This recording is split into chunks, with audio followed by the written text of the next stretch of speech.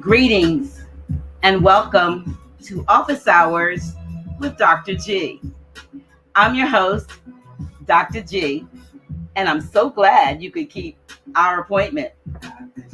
Tonight's guest is Prime Minister Grand Sheikess Durriyyah Bey. She was born in 1959 and is the eldest girl of 7 children.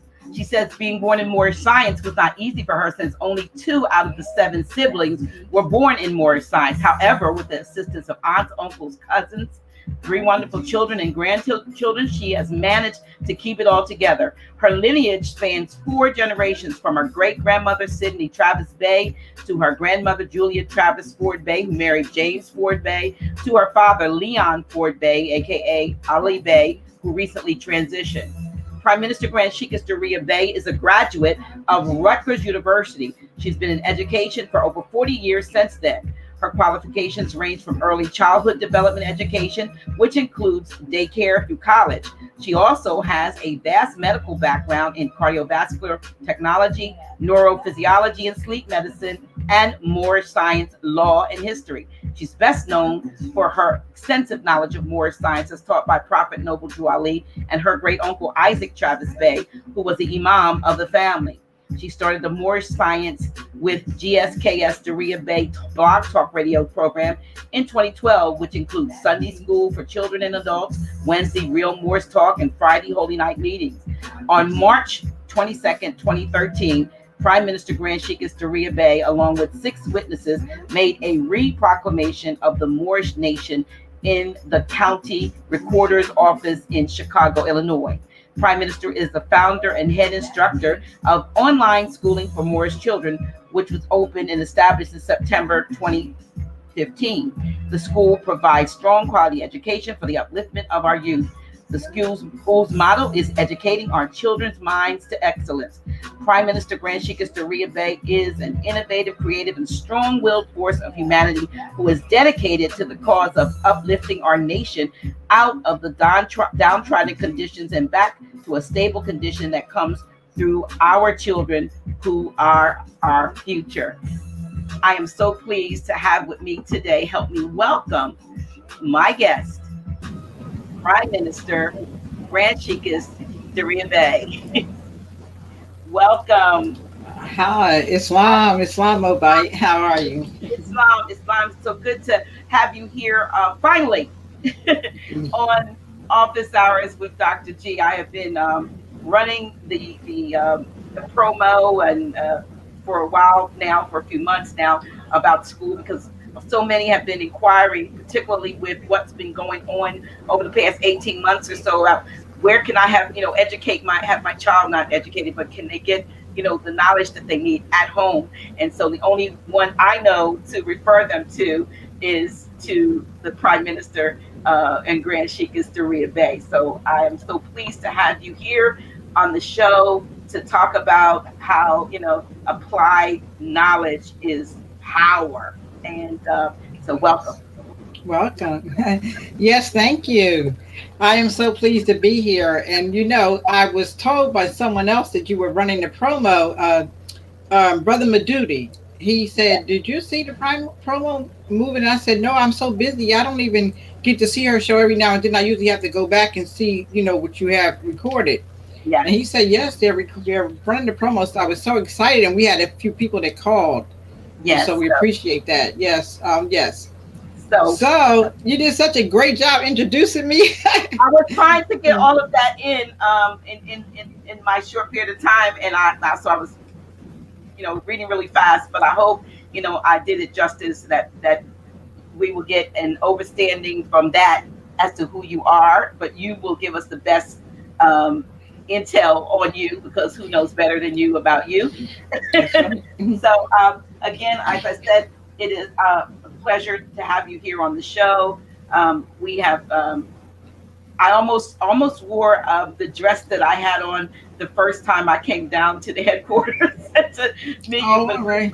When I put it on, I was like, no, it's not working today. Times have changed a little bit, and it is so hot. I don't know about you, but it is so hot where I am.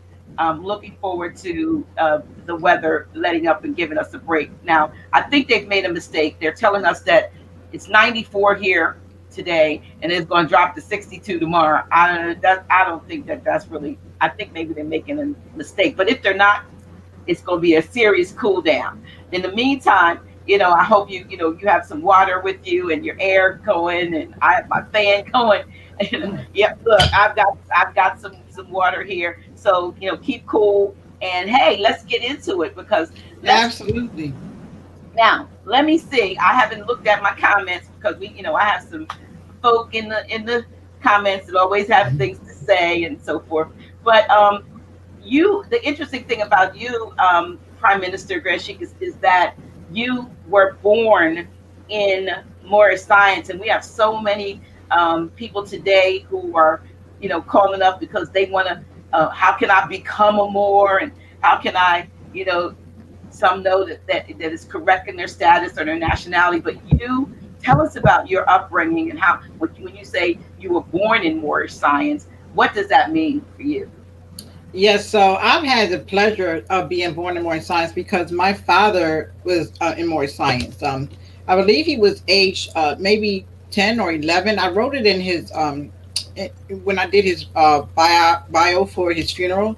I did write the age that my aunts told me, but my father's mother, my grandmother Sidney, got into it first. Her and her brother, my uncle Sid, they got into the more science because they were first with the Garveyite movement, and then they left Marcus Garvey to come with the founder, Prophet Noble Ali, and then moved on from the founder with the reincarnated prophet under John Gibbon Seal. So they've been like, and so I was very fortunate because my father was born, practically born in more science, and so I was born in more science. So I had the pleasure of asking questions. I was very, very different as a child, though that's the amazing thing. Me and my mother clashed so much because she used to say, something's wrong with you. I was different. I had a lot of questions. I was always studying. I was always in the library. I just wanted to know more about us. And so I started asking a lot of questions. But one of the most amazing things for me was I had a best friend at the time. She was what they consider Puerto Rican. We know they're Moors. But her name was Sarah. And I never forget it. Sarah always talked about nationality and birthrights. So I was very fortunate that I had a very good friend who was about nationality and birthrights. So I never forget this one morning. My mother used to get me up every morning at 5 o'clock. I had to get all my brothers and sisters up to go to school. And Sarah and I would walk to school together every single day with my siblings, the younger ones. So we got to school, and I believe the name of the school was Lanning Square, I believe it. And so when we got to school that day, the school was closed. And so we looked at each other and like, why is the school closed? And we're walking around like thinking the time is wrong or something, right? And not knowing why we're not in school. And so Sarah looked at me and she said, oh, it's probably one of those Jewish holidays. That's what she said to me. And I looked at her, I said, Jewish holidays, what do you mean? We're the original Jews. She said, oh, the people that claim they Jews. And so she said, they always close. And she said, but we have Cinco de Mayo. And she started talking about all of these holidays that they have. And then she started saying, and you're considered more in our country. You're in more. And I said, yes, I know that, Sarah, but how come you know that? And a lot of people don't. I said, that's a battle for me. When I talk to people about being more, being Asiatic, at my age, people look at me or fight me, including my mother's people, my grandmother, grandfather, all those people on her side. And so she said, oh, no, you got to really know who you are. And so she said, I can help you with some information. I can show you some beautiful pictures of the things you all built. And she was very knowledgeable. And she was only like 12 or 13 years old. She was a little bit older than I was. And so I started getting a little bit more pride in who I was because she knew who I was. Because everybody else made me feel like I was crazy, coming up as a child. And my youngest brother and I struggled with that because my mother, she celebrated Christmas and Easter and all those things, and we didn't celebrate those things. And she used to say, well, you're just going to have to watch everybody else celebrate, those type things. So we didn't come up with that. So I would call my grandmother, my father's mother, and she would always talk me through everything. So I was very, very fortunate to have her in my life for the short amount of time I did. Because unfortunately, the ones who lived in Phoenixville, Pennsylvania had her, but I was in New Jersey. So I would have to travel to go see her. Either when my father came home, a couple of times I got on the train by myself just to talk to my grandmother. Having someone there to assist me in growing up because I was different. I knew I was different and I liked being different, but I needed someone to be there to help me understand it. And that's where my aunts and my uncles came in to play. So they were very, very there for me. My uncle Isaiah, I miss him so much. We call him Uncle Isaiah, Isaiah. But I miss him because, he was there for me. When I would have questions, my grandmother would say, go to Uncle Ike. That's what they called him for short. Go to Uncle Ike and he'll explain everything to you.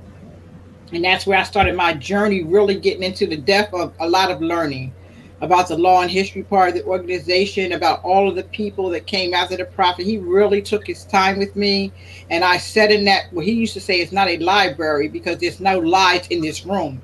It's a room full of books. And so you said, get out of saying library. It's a room full of books. And he had me in there all the time studying. And so by the time I became 16, he made me a Sheikess.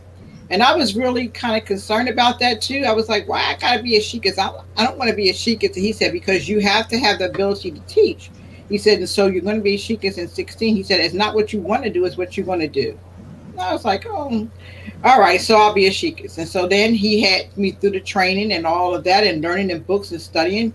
And then he said, now when the time you're 18, now you're going to be a Grand Sheikess. And I said, Grand Sheikess, what does that mean?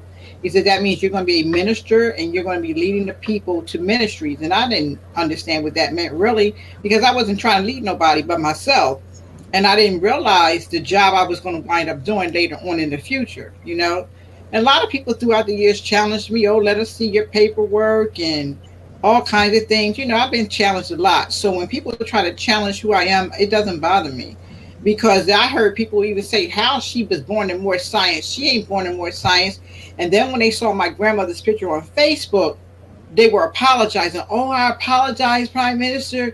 You really, really are who you say you are, all kinds of things like that. But why would you want to question who I am? Because there's so much work to do. Then why are you taking the time to try to investigate who I am? What are you doing? What have you done for the nation? What are you doing to uplift all humanity? Instead of complaining about someone's title or what they're doing, what does your record say? What are you doing for the uplifting of fallen humanity? Because I've been on this journey since I was a child, and at 16 years old, I was given the information to teach. And so I've been teaching that since I was 16 years old. So who are you to judge me on who I am or what my position is or my family? I'm very fortunate because I raised all of my children in Moorish Science. And I remember when I met Taj, and that was one of the biggest fights with him because he was in the Nation of Islam. So that's what he said. He used to be a minister for the Nation of Islam. So we used to battle back and forth about nationality and the importance of nationality and not being black. And that was a really big challenge. A young sister coming up, you want to have a conscious brother, right? It wasn't a very lot of Moorish brothers. So I used to date brothers that were Muslims. And so me and Taj, we hit and miss with a lot of the information. So finally, when he decided to take on more science, that was a big relief off of my shoulders. But he fought me for a lot of years because, of course, the ideology in the Black Muslim organization, which they call themselves Black Muslims under Elijah Muhammad, that's what they consider themselves. And so that black thing is a thing that we have to get off. And this is why this topic is about applied knowledge, because you may have your head full of information, because Taj's head was full of information. But if you don't apply the information to your life and yourself and the teachings, then it is no good. What good is information not used? And so that's one of the big things that we started doing, was started teaching together. And I remember we had everyone in our area and stop eating pork. It was so funny. We used to take the Bible and highlight it, right? And we had all these little tab colors, right? That's when I first got into tabs. Taj taught me about the tabs. We would put all these tabs in there. We would highlight all of the things as Christians they would say they love God, Jesus, and all those things, but about dietary laws. And it was amazing because we used to have these study groups in our home, and people would come and listen to us, and they would stop their eating the way they were eating. They would stop eating pork. Some of them became vegetarians. Some became pescatarians, different things. But the main thing was to teach the information to the people. But the one thing that was lacking from Taj was the nationality part. and the birthright. And I would speak about being Asiatic and, how did we become Asiatics? And this is the thing. So he got some really old books and we went through them and I showed him where in Asia, where it was only one landmass at one time. And that clicked the light on for him. And so then we started doing more research together. Let me, I want to stop just for a moment because, Okay. because there are so many people that are followers of Grand Sheikh Taj Durriyyah Bey, and some know, I over the years that I've been doing some things, I've actually seen times when people post up, have Grand Sheikess Durriyyah, Prime Minister Durriyyah Bey. She taught Taj and all that, and so have her on and so forth. So a lot of folks just think that Grand Sheikh got everything that he has just out of. I mean, he's extremely intelligent. You got to Yes. give that to him. But and he has said himself that he was in the Nation of Islam, but Yes. he's never really said publicly how the transition took place. And it was beyond as a result of your relationship with him and what you had at that point. I'm sure been into about what 20 some years at that point. As I calculate, you must have been in your early 20s or something. Yes. Yeah, 22. I was that's 22 years old. yeah, that's what I calculated about. And so, and he was older, but he didn't know that. He didn't know what you knew. And so he was able to take what he knew in the nation and then apply the knowledge that he was receiving as a result of your relationship. And Yes. that's what began his I guess ascent into Right. Moorish Science. Now I know Absolutely.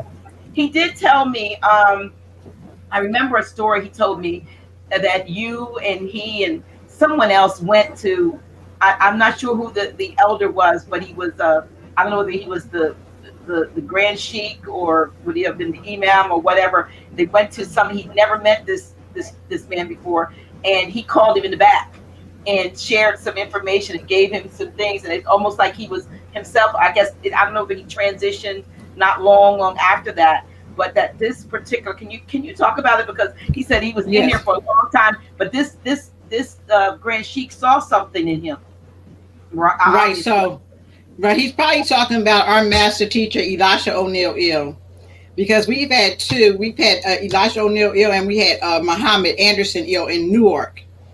And so one of the things is when Taj first came in, brother, because Taj would come in garb. I would make all of his garbs. So he was coming in the Moorish garb when he came in. And so they would be looking at him, because he was very proud, to be in there. He wore his garb, he wore his fez. He was on fire, And so he's talking about Elisha O'Neill Ill. Taj got very, very close to him. And, so unfortunately he passed, but he was an elder. But he was a guy for both of us, being young, being in more science. I mean, he was really great. And he did take Taj under his wing and taught him a lot. Taj used to fix things around the building, the temple. And he would have him fix things. And Taj, you know how he likes to create things. He even built the very first Moorish clock that I ever seen in the temple. And it set up on the wall. And he was so proud of that. So that's who he was talking about, Elisha O'Neill Ill. We call him the walking, talking Holy Koran questionnaire in law because if you had any issue at all, you call him like me and Ty could be having a fight about something, and I call him and he would, all right, hold on, sister, and he would get the law. He never gave you his opinion. It was always from the literature, and he was a very humble brother. I miss him too. I know Taj missed him. I missed him a lot too when he transitioned because I don't think when you touch his hand, it was like touching cotton. He was a divine spirit. I just never met anybody so beautiful, spirited like that brother. No one. Because I didn't get to meet the prophet. I only met him through my family. So this particular brother was with the prophet, and he knew my grandparents. And so he took on to me very well. And matter of fact, my uncle said to me, "You're in very good hands," because when I started going to the temple in Camden, New Jersey, I was originally going to the one in Phoenixville, Pennsylvania. We would travel from Philadelphia, West Philly, to Phoenixville, Pennsylvania, where our family owned the temple there. And we would travel there. And so finally, when I found the temple in Camden, the very first person that I actually got to meet was Elisha O'Neill Ill. And he used to laugh and say, "My name is Elisha O'Neill Ill. Do I look Irish?" And he would bust out laughing every single time. He would say his whole entire name. He said, "My mother named me Elisha, but she messed up with that O'Neill." And he used to say that all the time. And so we would just crack up something terrible. But yes, he when I first came there, he welcomed me because of course I had a nationality card when I came there and things. And you know, a lot of times we as Moors have an issue with someone comes from a different house of learning. We want to examine all the documentation and who you came under and all those things. We act so crazy when this is one big divine movement. This is not anyone else's movement. The prophet is the founder of the movement. He established the movement for us because we were lost. And he is the only individual in the whole entire world who took the time to teach us about us. And so you can't take anything away from that, you know? And so that established that he made, he did not say, oh, he said every temple of the Grand Major Temple is empowered to make law and enforce law. So if you set a temple aside and you're going to do it as long as you stay in accordance with the law, then you can do that. People just have this issue, the 1913 Moors, the 1928 Moors, these Moors, that Moors. If you are a Moor, that is your birthright. So no one can take that from you.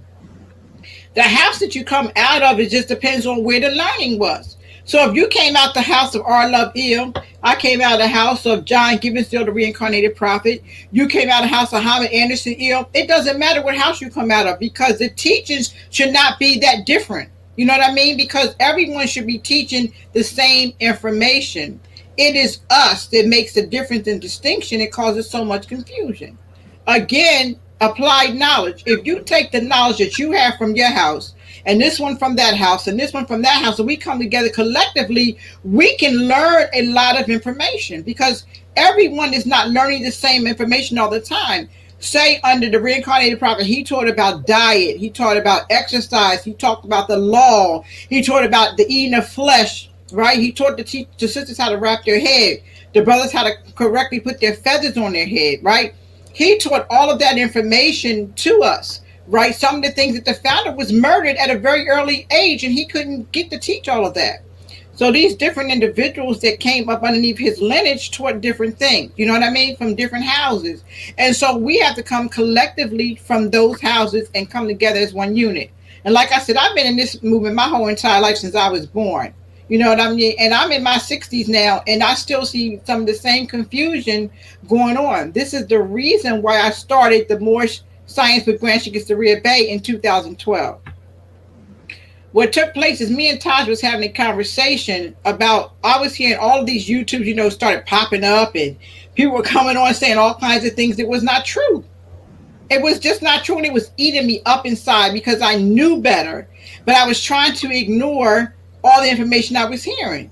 And one day it was this sister, I'll never forget it, who was incarcerated, and she was saying that she was a foreign to the United States and she was not a citizen of the United States. And that is a big falsification that people have. Because in the literature, the prophet teaches you about being a citizen. You're not a corporate citizen, but a citizen is inhabitant of the land. And so you are the inhabitant of this land. This is your land. And so that's what citizenship applies to. It talks about civics. So I was so upset about her being treated so badly. If you could have just seen on the news what they were doing to her, it was terrible. All these Europeans. Then finally someone said, you need to get a woman out here because they were touching her body, you know what I mean, which is a violation. Yet no one was coming to her aid. And I just had enough. So I called Taj and I said, look, Taj, I'm thinking about going on to Blog Talk and I'm thinking about starting the Moorish Nation. I'm thinking about getting people back on the right track because I think they're lost. And I think I can't rest at night. It's eating at me. I think that I feel like I know the information and I'm just sitting back letting this take place. And it's not fair to the people. I need to do something about it. And so he said, I agree 100%. He said, what do you want to do? I said, I'm just going to go ahead. I have a Blog Talk already. I'm just going to go ahead and start the calls on Blog Talk. And Ty said, okay, all right, let me know. And I'll come on with you, you know, and just we'll come on together and we'll make sure we try to get some of this stuff straightened out. So that's what we did in 2012. And that's when I started the Moorish Science with Grand Sheikess Durriyyah Bey because I wanted them to know that it was coming from me. the information, and that you can take whatever I tell you and you can look it up for yourself because there's no falsification and nothing that I'm telling you. And we did that at first in 2012. And then what happened in 2012, with all these violations going on, I had said to the membership, listen, I want to put a document together and I want to hear all of these government officials that claim to be officials of the government in our land. And I want to tell them who we are. I want to say, look, this is who we are. And you need to stop the foolishness that you're doing to us as a people, because this is our land with our rights. And so I called it the notice. Okay. And that was what it was the notice. And so I remember putting out the call to ask people to help me with the notice. And I put out a call to all Moors who had any titles, whether they were sheik, grand sheiks, whatever their positions were. Help me with this documentation. Let's come collectively, right, and do this together. One brother hit me back. And he said, listen, I don't know a lot about Moorish Science, Prime Minister, because I'm new. I don't know a lot about it, but guess what? What I can do is type it up for you. I can help that way. And I said, oh, type it up. That's the hard part, right? So I was excited about that. Someone's going to type? Yes. And so then I met Kareem Mohammed Bey, who was a long time follower of the Grand Sheikh Taj. He was so in love with Taj. He was like, look, Taj told me about you. I've been searching for you. I'm here. What do you need? I said, we need people to read. I said, I need people to research. And so I started putting the document together, and all that time still no one came to our aid. No one else came. So I got the document together and I said, Taj, I need you to read it over. And he said, get some proofreaders. And we did that. We went to Florida. We went to different territories with different proofreaders, with different Moors. The notice became really popular and we started getting people to look over it. Do you know, after having 9 proofreaders, we still had errors in that document? That goes to show you, that, we're not perfection. We're striving to be. But anyway, what we wound up doing is we sent the notice out to everyone that was official at that time to sign it. And at this time, I was not, before the notice was finalized, I was not using the name Prime Minister. I was just using Grand Sheikess. And so we had a bunch of people who said, look, we need a Prime Minister because, every nation has to have a head, like the president. President of the United States, different heads. And so I said, well, you all get someone who you think might be ideal for that position and then let me know. I wasn't trying to take on that position. I was like, you all get back to me when you decide who you want to have. And they were like, oh, no, we already know. We discussed it. We want you. And I said, oh, no, I don't think I want that position yet. And I said, give me 7 days to think about it, because that's a very heavy position. And so I talked to Taj, and he was like, well, why wouldn't you want to be Prime Minister? You are ideal for the position. Who has more knowledge and more science than you? And I was like, oh, okay, Taj, I'll think about it. So he said, well, you think about it, but I believe that they're right. And, I put my nomination in. I second the motion. And I was like, all right, Taj, whatever. So I said, all right, let me do this. I'll take 7 more days to think about it, because I said Easter had 14 days, right? So y'all can give me at least 14 days, right? So I took on 7 more days. And I never forget, after 7 days, they were all clapping and everything. We were on the call. They was like, oh, we want to introduce our Prime Minister. And I hadn't even said I was going to take the position. But I guess they kind of felt that I really would take the position. And I just made these choices. If I'm going to become Prime Minister of the Moorish nation, because I take my job very seriously, I take Moorish science very seriously, I breathe more science. This is my life. That I'm going to make sure this is a nominated position. And the reason why is because people are funny. They get angry. They lose faith. They in and out, back and forth, whatever.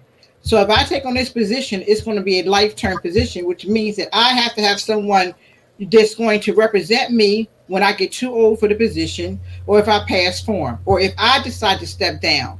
But I wasn't going to take a position where a bunch of people decide what they're going to do with your life on and off. That wasn't going to be the case, because I know the instability of people in this movement.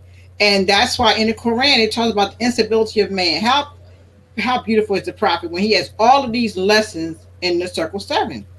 And so that's what I did. And so at the time, it was TJ Al-Malik Il and like a whole bunch of other Moors. I can't remember them. It was like 300 Moors. And we decided to go ahead and do that. And so that's what we did. We set it up. And then I said, okay, with this title position, I'm going to go ahead and take the notice to Chicago. And I never forget all the support that we had going to Chicago. As a matter of fact, there was a group of Moors who actually traveled to Chicago and took me there. And that was 6 witnesses. They came caravanning down, and there were 6 witnesses along with us. And so we had a beautiful time when we were there. We went to the county recorder's office, and I never forget them. We were waiting for them to get the original documentation from the prophet, because they handed us some copy, and I was like, no, you have to go into the vault and get the records, because we're doing an amendment to the original documentation that the prophet put on. I never forget the people there complimenting us on how well organized we were, how well they said we get people coming in here screaming and hollering and ignorant and all the time. We are very glad to work with you. And that was kind of embarrassing, to hear that, they were talking about Moors coming and acting that way. And I said, well, we're here on a mission, and so we waited the first day, and they said, oh, the vault's closed, so we got to go back the second day, which was a holy day. So that was fine. The second day was Friday.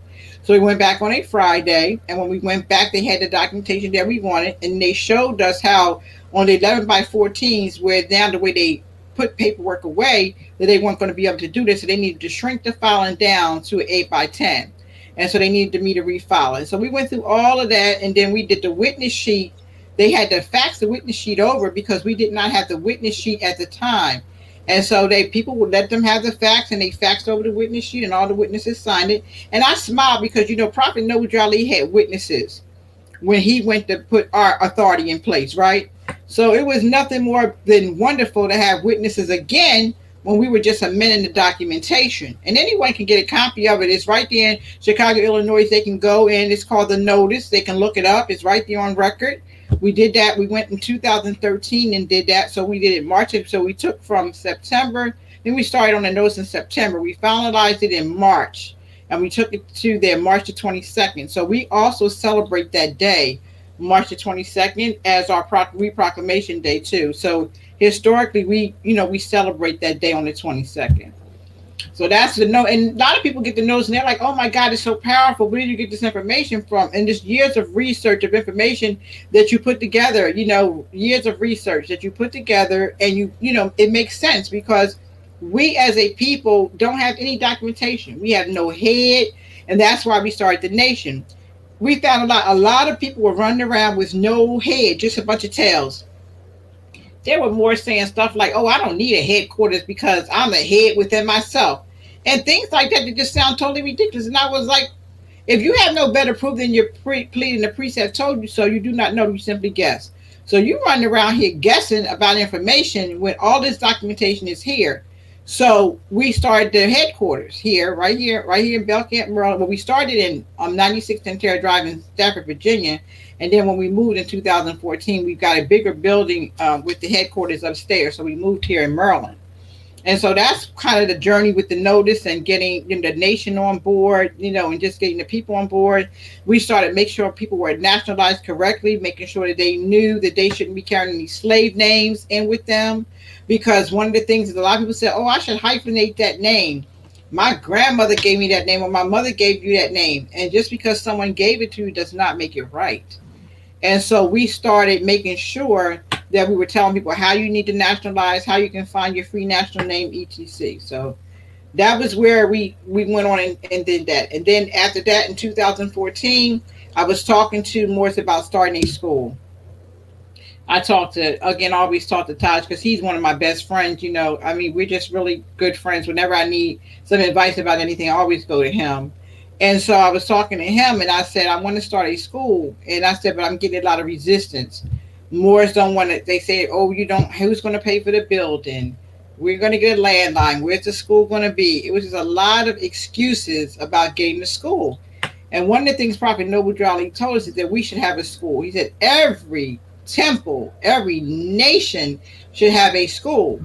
And that's one of the things we were lacking, because all the schools, the one in North Philly and South Philly, I used to teach at both of those, and the one in Williamstown and Glassboro all closed.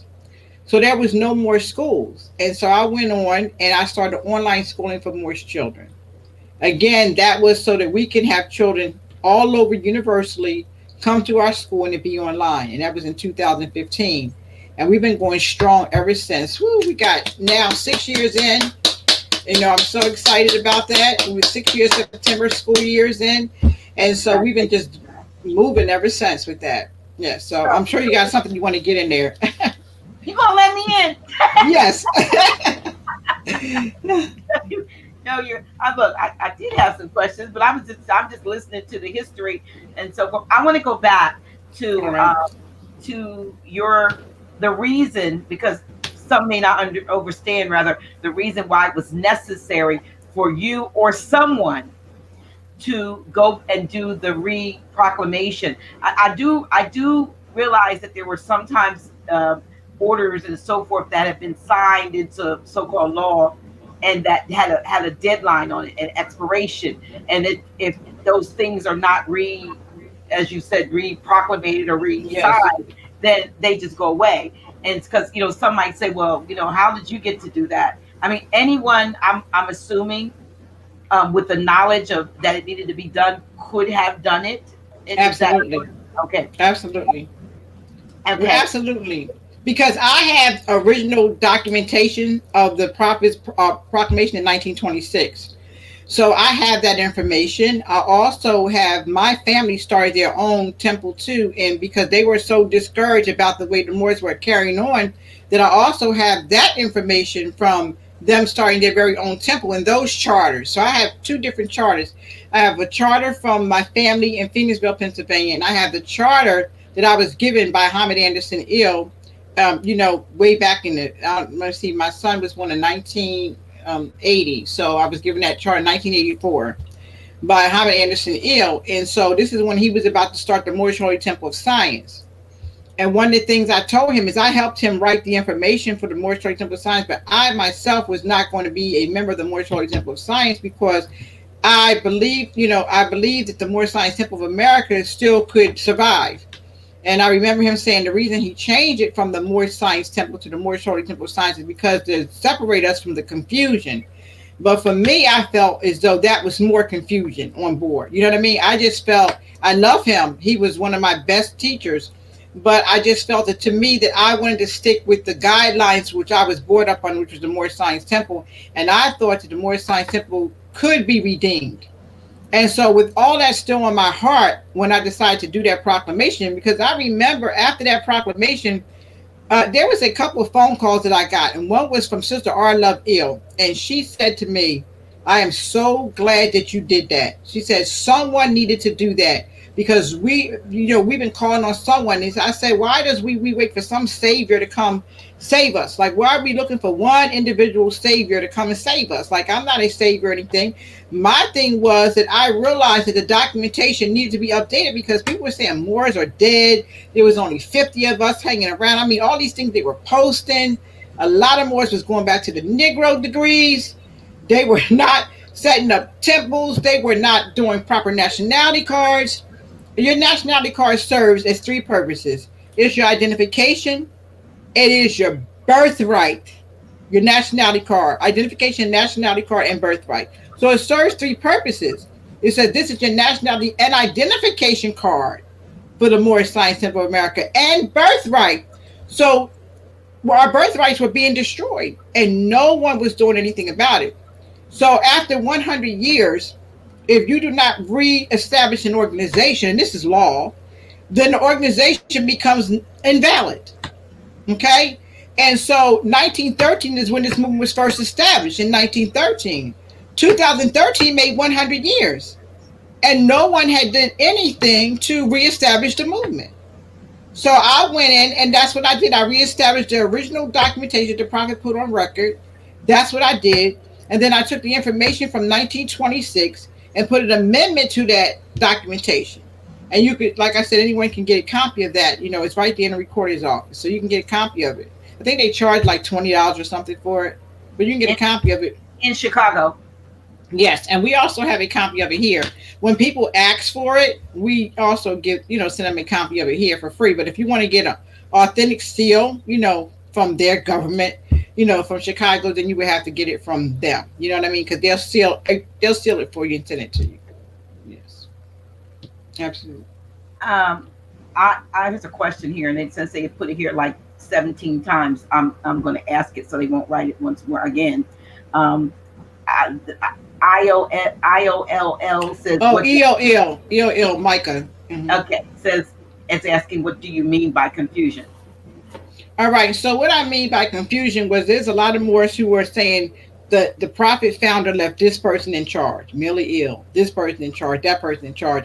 And so that's what they were doing. They were going against each other in the court systems, going each other against whose teachings is right, whose teachings is wrong, right? Telling people that you can keep your slave name and hyphenate it. And all these things they were telling people that was wrong.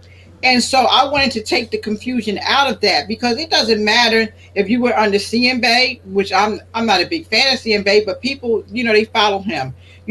Timothy Dingo Il, Richardson Dingo Il, all of these people who took the time to at least bring the prophet's information out. It doesn't matter, whose house you're from under. The teachings is what matter. Who you are is what matters. And so I wanted to take that confusion out of it and say, look, it doesn't matter what house you come from. We're still Moors by birthright. It doesn't matter.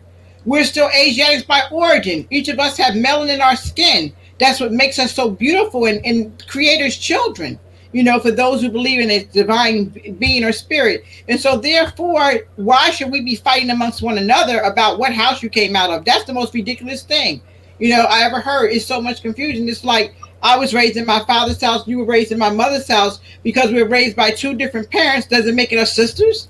Because we came from two different houses? It doesn't make any sense, but this is the type of things that Moors, and still today, they still fight and argue on Facebook about it. They asking about different officials. If this person says I'm the grand governor, or this one says I'm the grand this, or I'm the consul that, they want to argue and ask you who you are and who died and made you this. Well, first of all, if someone had to die and make you anything, that's a problem. And second of all, you're in a dead state of condition when you start asking those questions because we as a people make our own leaders. We don't need no one else to appoint our leaders. We decide who our leaders are in our government. And if you don't agree with the leader in that government, then you don't have to follow them. But you should not be being negative about anyone who's doing the work.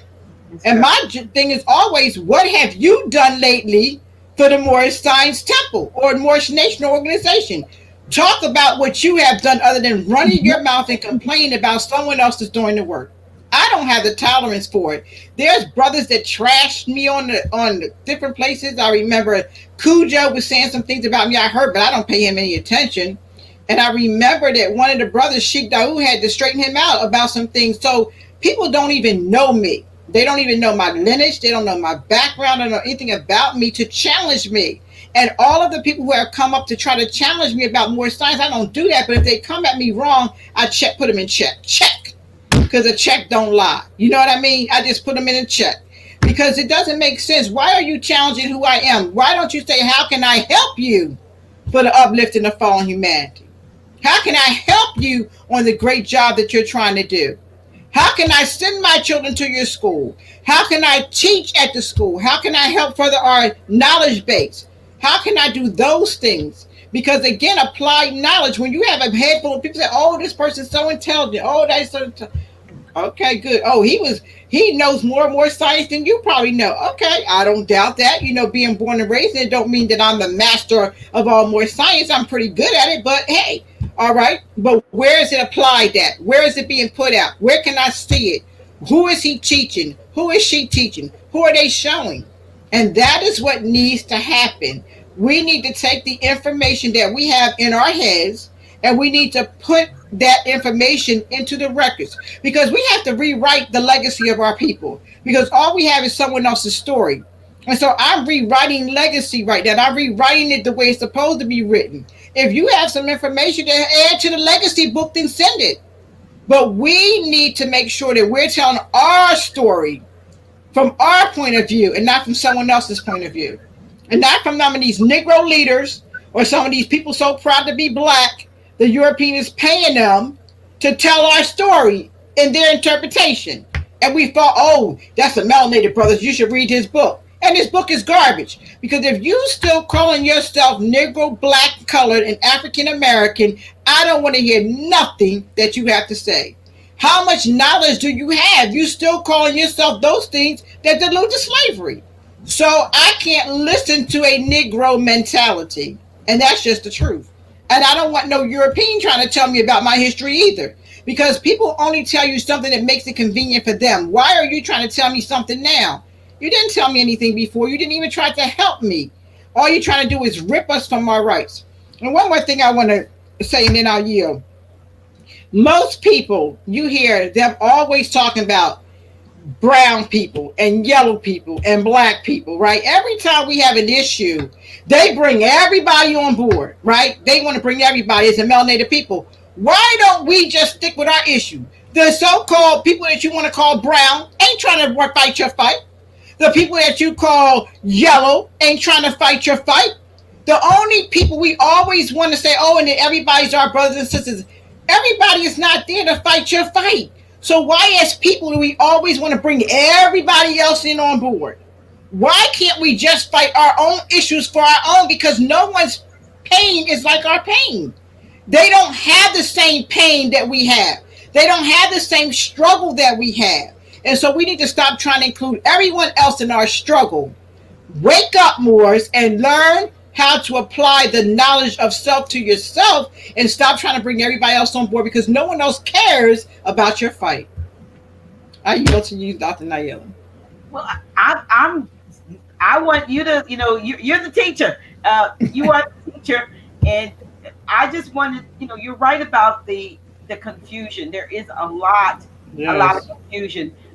There also is a lot of confusion about whether one should or should not or needs to attend a temple in order to be a legitimate Moor. And then there are the others that say, well, I went to visit a temple and they asked me how I found out about them. And a lot of them I get a lot of calls like this. And I mentioned Grand Sheikh Durriyyah Bey, and then there's a pushback like, oh no, we don't, there's a lot of negativity, even though he said to them, go and you should go to the temple and but when they get there and they're telling these various sheiks that or whoever's in charge how they found out about temple and so forth, they get a lot of negativity and pushback with regard to that. Then you have others that go in and say, well, it just seems like reverse church to me. And then there are others that say the prophet didn't teach civics. And Grand Sheikh kind of focuses on the civic side of it, and in some of the law. So, what is your perspective on those particular issues? Well, this is my thing. You do not have to go to a temple to become nationalized, and a lot of the temples are focused on the religious side of the organization. This is a national and religious organization. A lot of them don't focus on the national side of the movement. So it is like reverse church. A lot of times people just go, some people need spiritual upliftment. And so for those who want to go for the spiritual upliftment, I would say that's where you should go, to those houses, because that's what they offer. But when it comes to the national side and the lawful side of the movement, they're wrong that they say that the prophet didn't teach that. If you read the Moorish literature, the prophet taught about this is a national organization with a Rotarian complexion. He teaches that. So how do you find out about nationality and birthrights and civics if you're not taught it?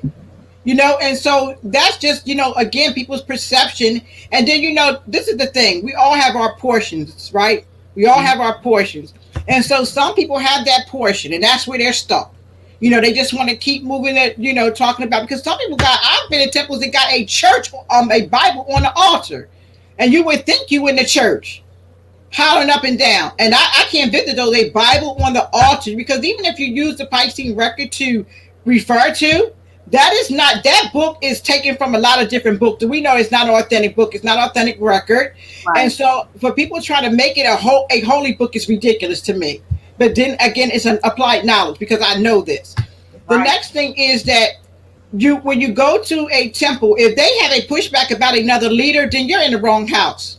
Because again, that's causing confusion. Why would you have a problem with the National Grand Sheikh because of what he teaches? I hear people say, oh, we're not affiliated with that. And we're not affiliated with this. You're a Moor. So you're affiliated with everything. Like people say, oh, well, the rise of the Moors. Why we got to talk about them? I never forget, people were calling, blowing up my phone, ridiculous. And I said, look, it doesn't matter. The thing is, it affects all of us as Moors. Absolutely. That's the bottom line. And this is the thing. Every national leader, everyone who says they're a sheik or a grand sheik or a leader of some sort should be reaching out to those Moors and seeing how we can assist them. Because it doesn't matter if they're lost, it doesn't matter. They're proclaiming who they are. And it's our responsibility to take care of one another, not turn our backs on each other and say, oh, well, I heard people say, well, Prime Minister, why did he have a gun? Why shouldn't he have a gun? Do you ask those policy enforcers why they walking around who are not lawful officers with guns? Why can't we bear arms? They didn't break a law. Why can't they be out there with holstered guns on their straps? They weren't hurting anyone. They were on their way to a training. So these laws only apply to us who are melanated in complexion, who are Asiatic by origin. We have to stop second guess one another and stop fighting about the differences and say, look, we need to help this brother, because that's why I tried reaching out to find out how can I help with my vast information about law, because I don't care about why they had guns. I don't care about them not, you cannot give someone jurisdiction over you. So I disagree, disagree without being disagreeable with, I heard some of that things, because we are by birthright are Moors. We by birthright are who we are. And so no one can just take power overneath you because of a few words, because of misunderstanding. So we have to try, again, it's your portion of understanding, your portion of comprehension, that makes people say certain things.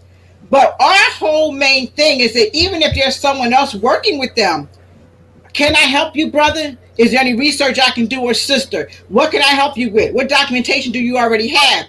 This is where we need to be, is helping one another in times of need, not at each other's throats and trying to criticize one another or bring each other down. This is what this European wants.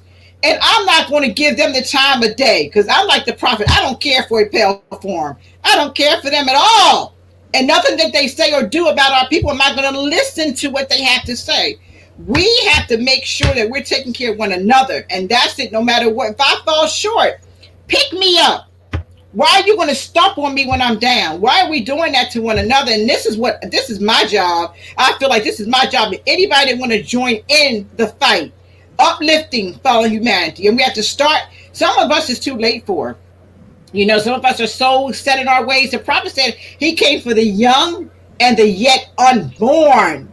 The old can go if they want to. So that's why I focus on the youth, because some of these people's minds are stuck in a time zone. And that's what they want to be. With much respect, and you stay there. But I can't stay there. Nor can I sit on the sidelines and watch those who complain but don't do any work to make things differently. And so that's my whole thing with that. I don't care what house you in. I don't care if you go to a temple. I don't care where you are a Moor. You became conscious and took the information and decided to proclaim your free national status. And because you did that, I honor you. I humble myself to you, because you took the time to find out who you are. Now the work begins. Find out more about why you're a Moor. Find out about your birthright, your lineage, your nationality. Find out what the prophet meant by nationality. Find out what he meant. And he said if Italians and Japanese and Chinese and Hindus and Arabians are all forced to proclaim their free national status, then why not you? Find out why he said that. And you're not going to get that in a lot of these temples. They're not talking about the national concept of the movement. They'll read about it, and you'll hear it read, but ask them something about nationality and they can't tell you. They're too busy worrying about sheiks and grand sheiks and who's this and who's that, instead of doing the work. And I'm not criticizing anyone. That's your portion of understanding. What I'm saying is that if I go to a temple, and I visit lots of temples, I go to temple, and I'm sitting in your temple, I don't want to be beat up because I'm sitting there because I'm prime minister and I run the Moorish nation. I'm coming to your house as a guest. Why would you beat up on me because me and you have different points of understanding?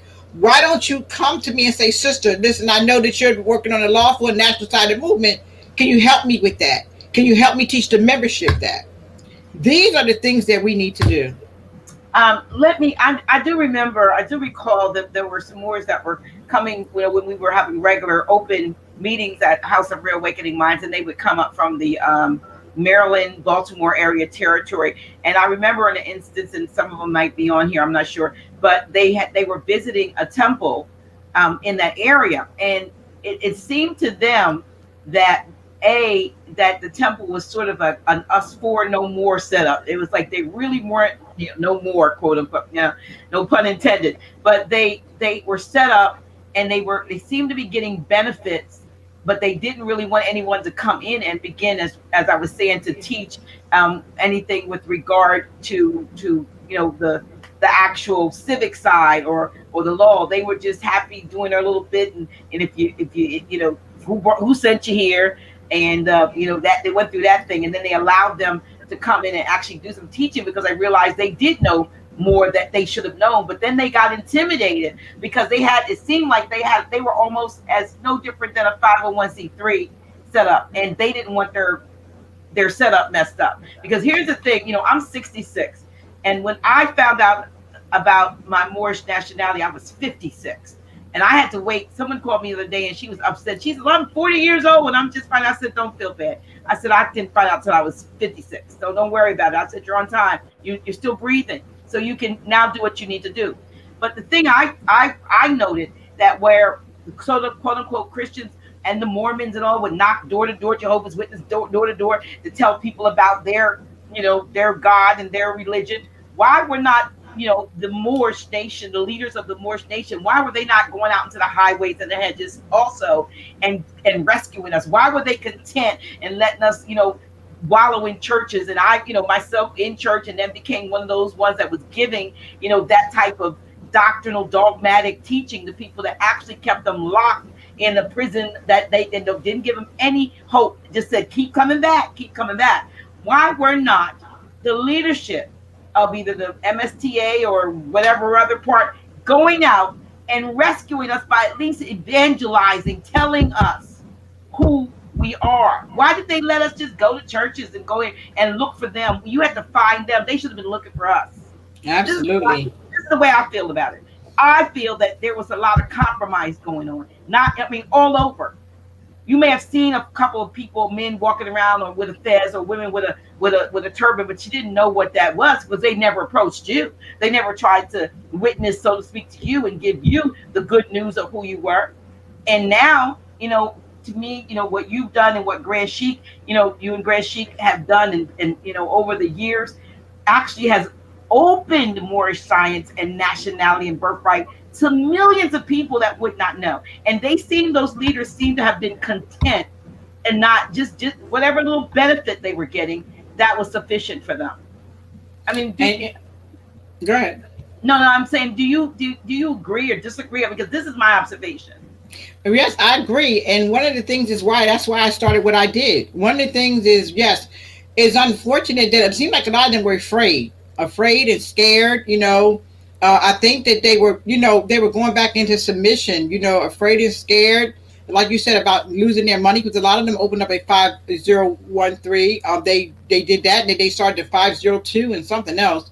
But one of the things is, that's what I think, they became afraid, they became complacent, and a lot of the temples have just older Moors, who don't want to change. They're elder Moors, and then when young people come in, I remember, let me share with you, when I first came to the temple in Camden, New Jersey, it was a lot of resistance met, and this is why I always want to love Elisha O'Neill, because there was a lot of older sisters there, and I could cook, and I remember I would start bringing food, because every Sunday we ate at the temple, and I remember they was jealous, and the brothers was talking about how good my food was, my bean soup, my cornbread, and sisters started getting intimidated, finding reasons for me not to be in the kitchen.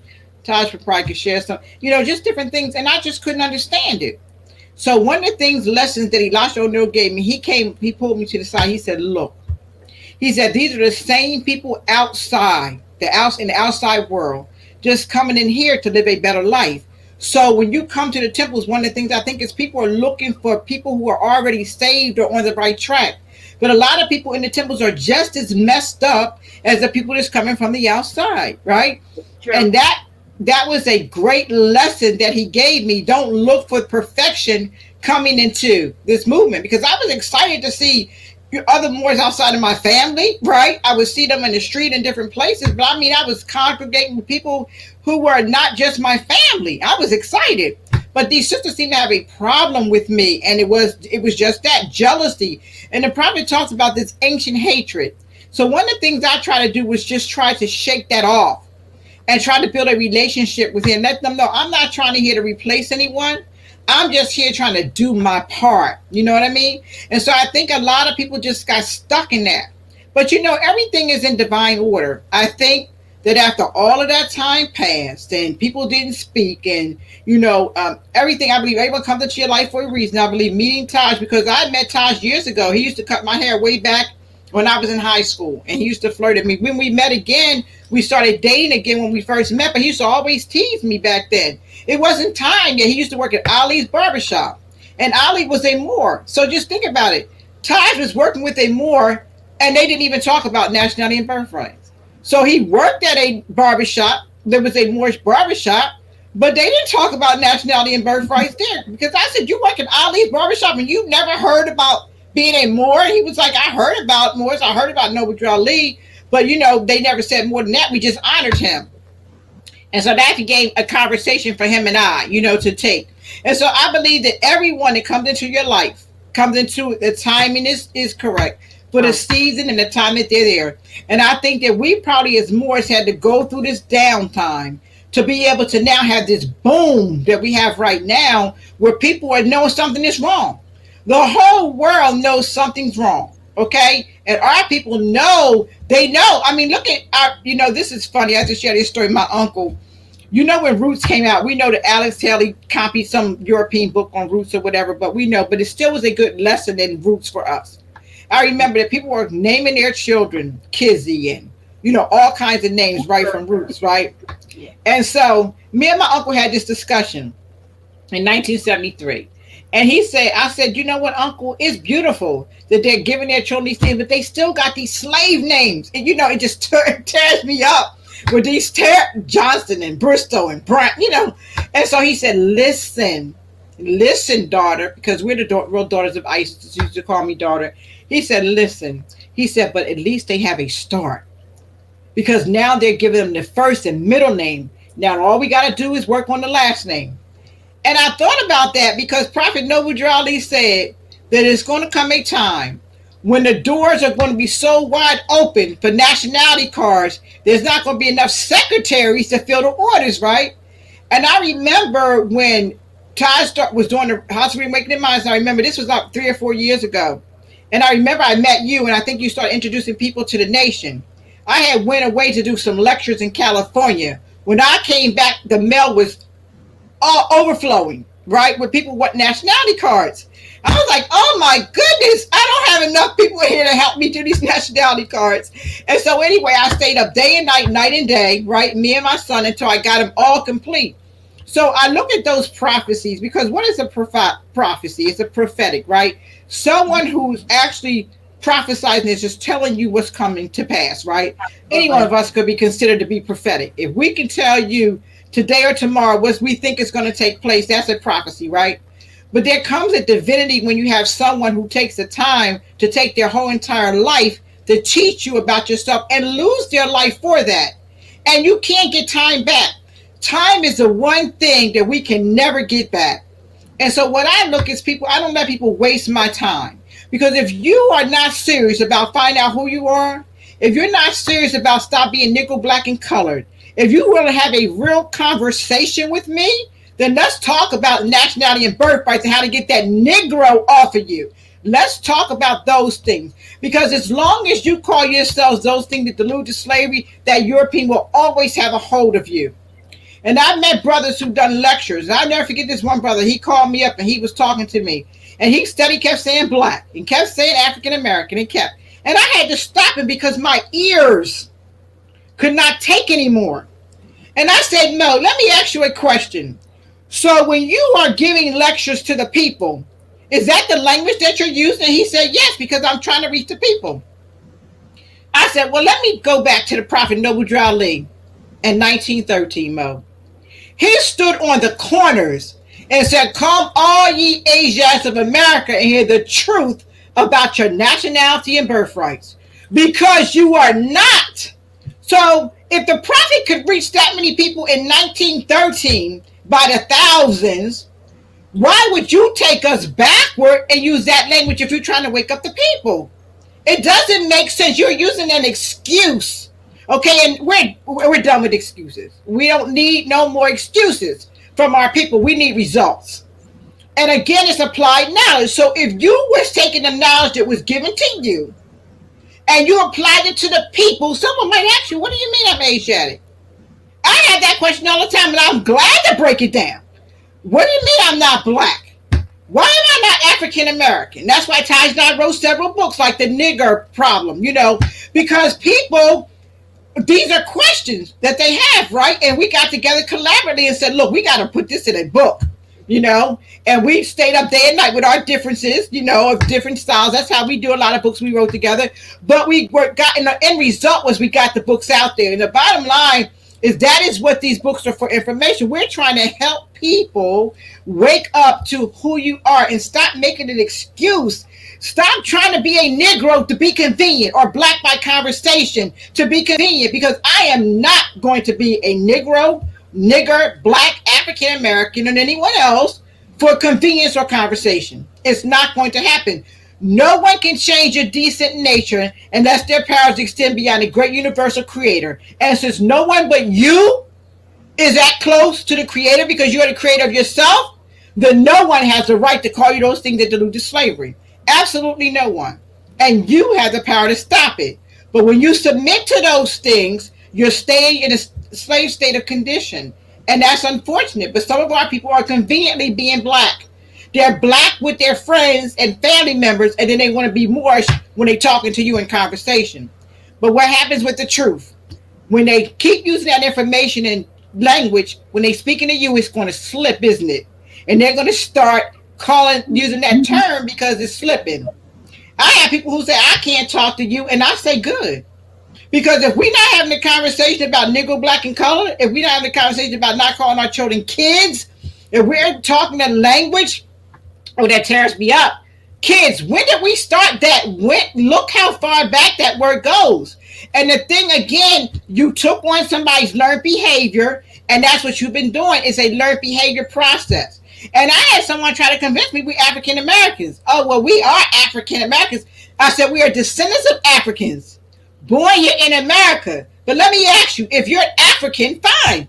What nation in Africa do you belong to? Because everyone born on this universe has to have a nationality. That's what connects you to a nation.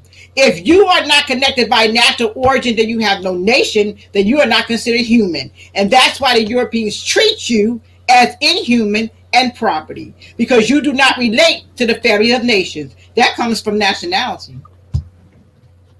Yeah, you're right. And it's interesting with what's going on and what's been going on, with the C and the J, how they wanted us to reach herd immunity, which again speaks to the way they view so-called lives. Us as a part of the herd. So yeah, they want us to call our children kids, which are baby goats, because that goes along with the cattle and chattel property mentality. Absolutely. And so folks have been, I'm doing some serious study. I ran into and I'm not sure what this brother, this gentleman, if you will, I think he may not be melanated, but I believe his wife is from Ghana. And he has done some serious research with regard to the Bible and what's going on and so forth, former pastor. And one of the things I remember heard him talk about, Paul Wallace is his name, is the fact that the church, as we know it, is a government department. That the church was formed as a department of the government in order to keep the Genesis 1 creation in check. So that has been used against us and not for us. And even though we it's become as Taj would call it, the solace system that people seek. Truth is the solace I seek, and it has done far more for me, as a former pastor, in walking and seeking truth than any of those reconstructed stories from the Popol Vuh and the various the Sumerian texts and this and that and the other. By the time you read them, you go, wait a minute, these are all this is okay. So which came first, the chicken and the egg? But we know that the thing we got was the thing that was created in order to subjugate us. And so Absolutely. folks got to get up out of that and realize that, Jesus is not coming to save you. As a matter of fact, the Christ degree of energy came to enlighten you to realize that it's you that'll save yourself. And so a lot of people are still looking for something else, a hand up, a hand out, and the truth is out there. The truth is in the ethers if you want it. Absolutely. The Nicene Council, this, but some people don't. Nicene Council created the church, and they created the church for a governmental organization. They created the church to rule the people. That was the whole reason for the church being created. And one of the things is our people. I don't know if you have seen this documentary yet called The Black Church. Well, I of course at first didn't want to watch it because that word black is really unless you're talking about justice when you're talking about people. So anyway, in that documentary, it talks about how our people, that Christianity is a slave religion. And our people are so creative that what happened was the Europeans were putting their ideology on us to keep us subjugated, to make them the masters. And we're supposed to follow this book, that our people decided to create their own church. Okay, and that's where, so people have to realize that the Christianity that you practice today, root comes from slavery. We created the church for our own worship. That's what we did. We created the church because we were so far from home. Because if you even listen to one of the sisters in that documentary, her family were Muslims. And she talks about them being over here with no temple, with no mosque, with nothing, how her ancestors helped what they built was called the church. Now, I don't believe that when they call the church and Christianity are two different things. Let's get that straight. The church and Christianity are not the same thing. Christianity are those who believe in the Nicene Council, the crucifixion of Isa. And they truly believe that he was crucified for whatever they consider for his sins, our sins. Let's look at that for a moment, because I just love talking to people when they just really don't know, And these people are Moriscos. They Moorish practicing Christianity because they don't know no better. They're Moriscos. So let's talk about that for a minute. If Isa, because I will not call him Jesus, is a made-up name. It's not his birth name, okay? His name, if you really want to know, his name is Emmanuel, which means enlightened one. But in the Arabic language, he's called Isa. And this, as a Muslim, I'm a practicing Muslim, whatever you want to get into the terms, I'm practicing. Isa could not save himself, if you believe in Isa, nor if he died for our sins. Why is this earth's abundance of sin? It doesn't make any sense to say a man died for your sins and there's so much sin on the earth. Then what was the point of him dying? What was the point? Okay, so, and people look at me like, oh, I didn't think about that. Yes, why would I want to die, for you to keep being in sin? And that was my whole mission. We know that he was a crucifixion because he was considered that those so superstitious people, what they wanted to do was they felt like they would cast out all of the bad things they did on one individual and they were crucified, and they did this at an annually basis. And so that was happening with Isa. So it wasn't no thing. If you according to the records, it says he said, Father, forgive them, which we know is mother. But they say, Father, forgive them, for they know what they do. We know it was mother, Umi. And so if he's talking to another entity, how is he God? And he couldn't help himself, so how he going to save you? So while you're looking for somebody to come back and save you, you better be saving yourself. That's right, because he couldn't save himself then. He certainly can't come and save you right now. Okay? If anything in the reincarnation or rebirth or resurrection, if anything, is you reawakening yourself to the knowledge of truth. That is what resurrection is. That is what reawakening is opening yourself to the knowledge of truth, because we're all being reborn again. If you were born into this slave state, and you have recognized who you are, and now you're coming out of that state, that's a rebirth. That's a proclamation. That is a reawakening. That is a resurrection. And that is what that is. And so our people need to resurrect themselves from the dead, because as long as they stay in those terms, they're, we know that there's civil mortuus, they're dead at law. And that's how the European going to see you, always is dead at law. That's how they're going to see you. And so that's why they're going to fight you when you go into courts. I remember I was doing a case for this brother, and he was proclaiming his status, and they started saying he was crazy, and they wanted to see him a psychiatrist and all this stuff. Well, when I got finished writing the documentation up on that jail, on that prison, they let that brother go because they were violating his right to be human. They were violating his rights to nationality, which is the Declaration of Human Rights and international law. And also, they were fighting his for religious freedom rights. So all of these rights were being violated because you don't want him to proclaim who we are. And I asked the question in the document, what power and authority do you have to denote anyone's nationality or origin? Answer that question for me. And of course, they didn't answer it, but they sent me information saying about his release. And his mother was really relieved because she was having all kinds of heart palpitations. You know, some of us really go to the extreme when our sons are incarcerated or our children get hurt. Some of us are so emotional. Some of us are very emotional creatures. We're empaths. Some of us take everything in, you know. And so, but that was the thing. So a lot of times when we're doing documentation to these people, what we're writing, we have to come from the religious and national side. Because why do you need the religious side? Because this country states that they believe in religion, right? We know that's a lie. They say everything's on the Bible because the Bible is not true. That's why they stand on it. That's why they can swear on it. They know it's a man-made book. Okay, all books are man-made and put together by some people. But if you look at the Piscean record and look at things in the Piscean record, they're reversed in time. That's one thing. For number two, they're taken from other stories from the Hotep. They're taken from stories from the Kemetic history. So there's nothing that these Europeans have ever created at all. And then if you actually can read the true language, a lot of the interpretation is false. Okay, so this is what we know, that we can't put our belief into that booklet and think that that is the almighty holy Bible. I don't even call it the Holy Bible because there's nothing holy about that book if you look at the definition of holy.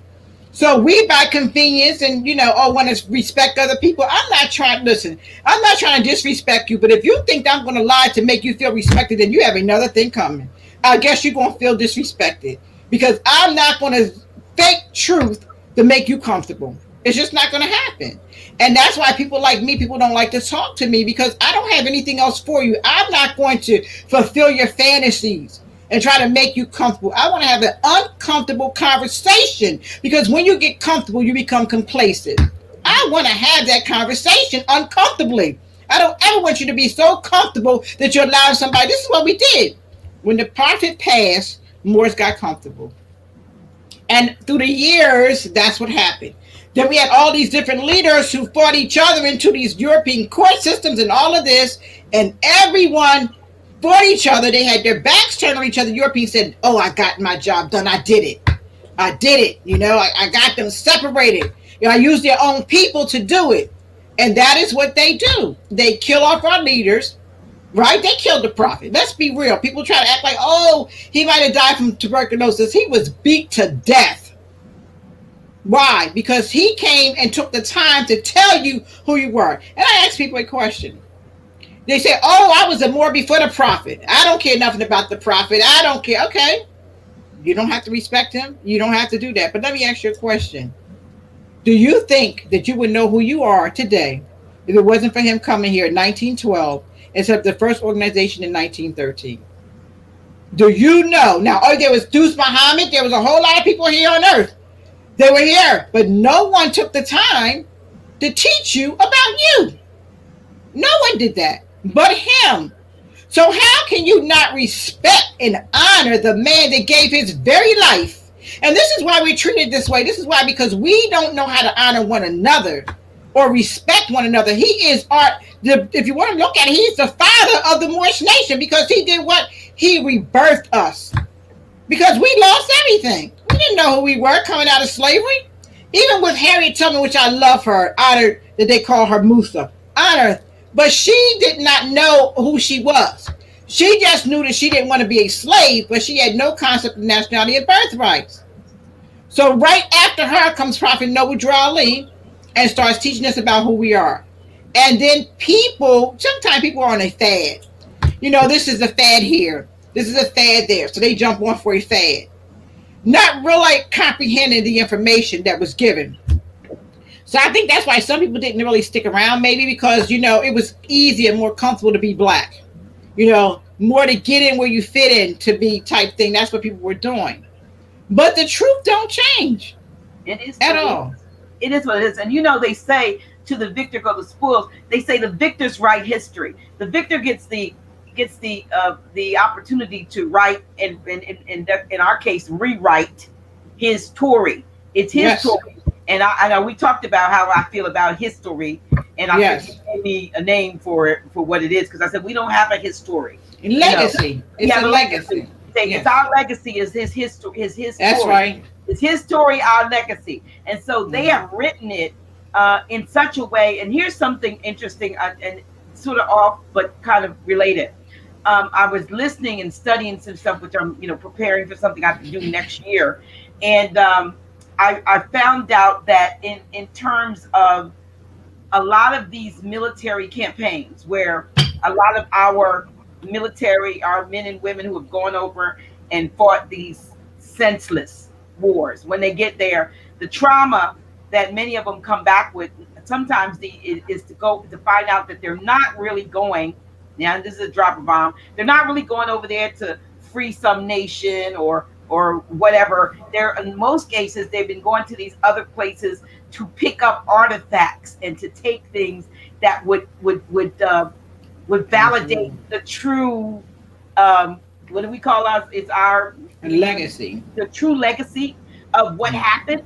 They're sending them to these countries under the guise of fighting for various, freedoms and so forth and injustices. And they're getting there and they're being sent to do archaeological digs and to take certain stuff out and to destroy certain things so that they can continue to write his story.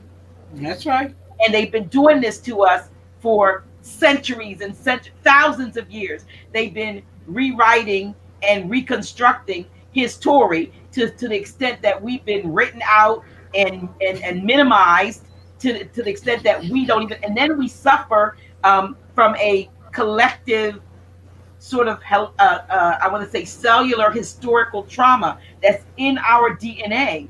And so we're carrying the trauma of thousands of years of things that have happened to our ancestors, and we wonder why we are having the issues, because we are remembering, we are reawakening, and it's reawakening something from a very deep ancestral level. But the problem is the very same thing that happened then is happening now, where they were able to pit us against each other. Like we try to figure out why can't the Moors get together? Why do we have to have, who did this, who put you there, instead of, like you said, whoever is doing the work, let's join hands if they're really doing the work. Let's pick up a plow, let's pick up something, let's put our 2 cents in instead of putting our mouth on somebody. And the other thing that gets to me, when you look at the 101s on the, and they always say it's the Moabites that have to bring, have to lift up fallen humanity. There you go. Here you are. As a Moabitess who had the courage to go and do what, thousands and thousands of others either didn't know to do or didn't have the courage to do or didn't think they, would be received, so they just didn't do it. You went boldly, and I believe it was a divine leading to go and to do that, because had 2014 rolled around, it had been over and done with. Absolutely.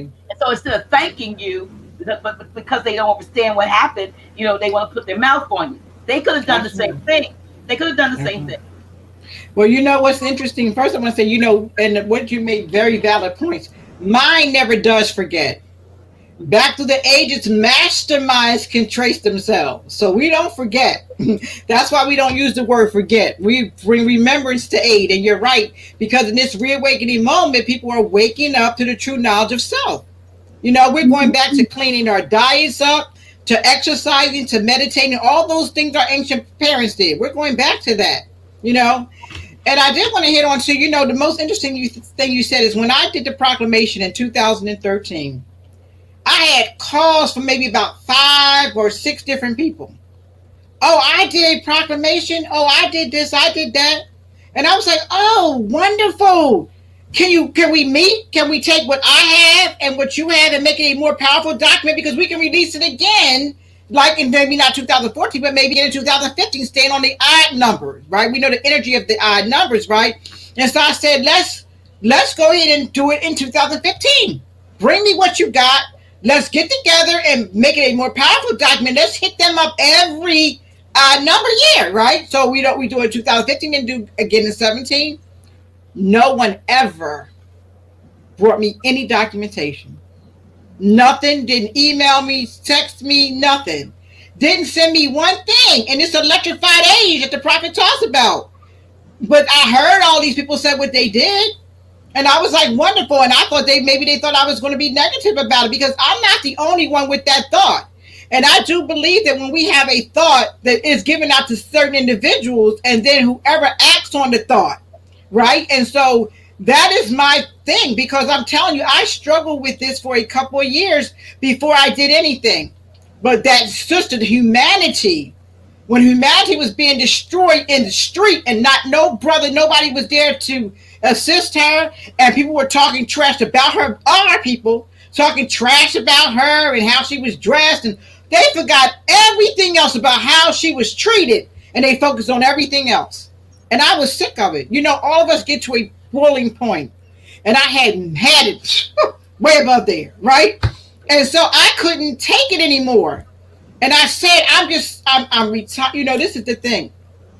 I wanted to retire from my job, right? I wanted to retire from my job because I was so tired. When they told me when I had that last meeting that I was capped out, and if people don't know what that means they tell you that they can't pay you any more fiat currency for your position. That's the way I'm telling you, we're not paying you any more money, period. No more fiat, right? And so I was like, capped out? You know, okay, all right, you're right. I'm tapped out, right? And so I walked away. I never forget, I was on the phone with Defense Minister, Sheikh Mohammed Bey, and they had all of these young Europeans. They were coming and training all this stuff. And I was like, you know what? I'm done with this. And I said, Defense Minister, I want to put all of my energy into the nation and the school. I don't want to do this anymore. And so my heart is not in it, and I got to get out of it. And I left that day and threw my badge in the trash and never looked back. I never looked back. And now, you know, the funny thing about me, I used to always, people say, oh, you know, I left my job on faith, right? People used to say, I'm walking on faith, right? And I used to tease people. I used to say, walking on faith, you better go into that Job and get that check talking about faith, right? But see, Allah show you things. The energy, the feminine energy is wonderful. And what it showed me was that what I was making fun of people doing, I literally walked out on faith. Because I didn't have two nickels to rub together. But I knew that I could not do that anymore. And me and Defense Minister, every night I was going over the notice. I was going over documentation. I was creating nationality paperwork. I was doing all these things. I was at this job.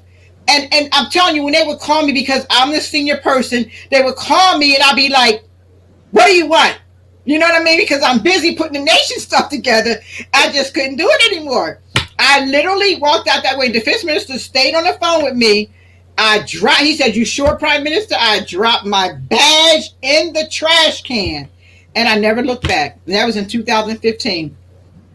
I went on, and I never forget, I was laying in the bed, and I told my son, I kept saying, you know, I'm trying to come up with a name for the school. You know, I got to think a name for the school. And so I don't rest that well because things are always in my head. And so I was laying there in the bed, and I jumped straight up in the ceiling. And my son said, what's wrong with you? And I said, online schooling for Moorish children. We need to record right now. He said, what are you talking about? I'm not even woke. I said, get up, because we need to record that video right now, because it's online schooling for Moorish children. Because I was fighting with what should we call it. It was simple, right? Online schooling for Moorish children. So people say, well, what does that mean? What that means is that if you are Asiatic origin, right, a descendants of Africans, Asiatic origins and ancestral, then this school is for you. But if you're from any other origin, we are not for you. And just like they don't make schools and things for us, I do not make schools for them. Our curriculum is built for us, for our people, for us, by us. Okay, FUBU came out with that. Okay, this is what this school teaches you. It teaches you who you are. And you know, parents come here, they're like, wow. When their children come here, they're like, oh, my child is very smart. My child's in this grade, that grade. So I don't doubt it. We give everyone a pre-screen and they take a reading and math exam. Why do they do that? Because in our school, we want to make sure we focus on the things our children lack in. And that's math and reading skills. And it's not because we don't have the ability to read, but we have been conditioned to feel like reading is not necessary. That comes from slavery. We feel like math is not necessary. And if you can't read and count, somebody's going to rob you blind of everything. And if you can't count, you're never going to have no fiat in your pocket. That's the bottom line. So you have to learn how to read and write. And another thing is handwriting. They took handwriting out of school systems. So children don't even know how to write their names because they're dependent on these electronic devices to do that. And that's not the answer. So when their children come here and they say, oh, my child's in 3rd grade, 4th grade, according to their system, we work on levels, not grade. So I said, okay, we'll put your child in that classroom according to what you say. By the 1st semester, they're begging me to take them out of there and lower them to another level. Because our children's advancement on what we should be learning, and I'm sure you heard Taj talk about the 8th grade education, the book, right? And how what they used to teach in the 8th grade school system, right? So most of our students can't even get through that, okay? And that most adults can't even get through that. So those are our basics. So we do reading and we do mathematics, which is called arithmetic. We do that. So our main things are reading and math. And then we do our legacy. We do science, right? We talk about science because what is knowledge? If you look at the definition of knowledge itself means science. That is where knowledge comes from. And what is science based on? The prophet told us we were Moorish scientists. That's the knowledge of everything. What is science? The whole entire universe is science. So everything around us, from the astrological, where people say, I don't believe in astrological signs, to the weather, all those things, is built in our DNA. That's who we are. The number system. Numbers are the most wonderful thing in the universe. Everything's done on numbers. But our people don't even know about numbers. They don't believe in numerology. They're taught that all this is what they call it, witchcraft and superstition and all these things. That is a learned behavior that someone implanted into your psyche. And what I call it is the eraser effect. They got into your brain and erased everything. But what about an eraser does it do? It leaves a trace, doesn't it? It leaves a trace. And so it's enough trace left there in the trace minerals to make that thinking come back again. And so this is what we do in our school.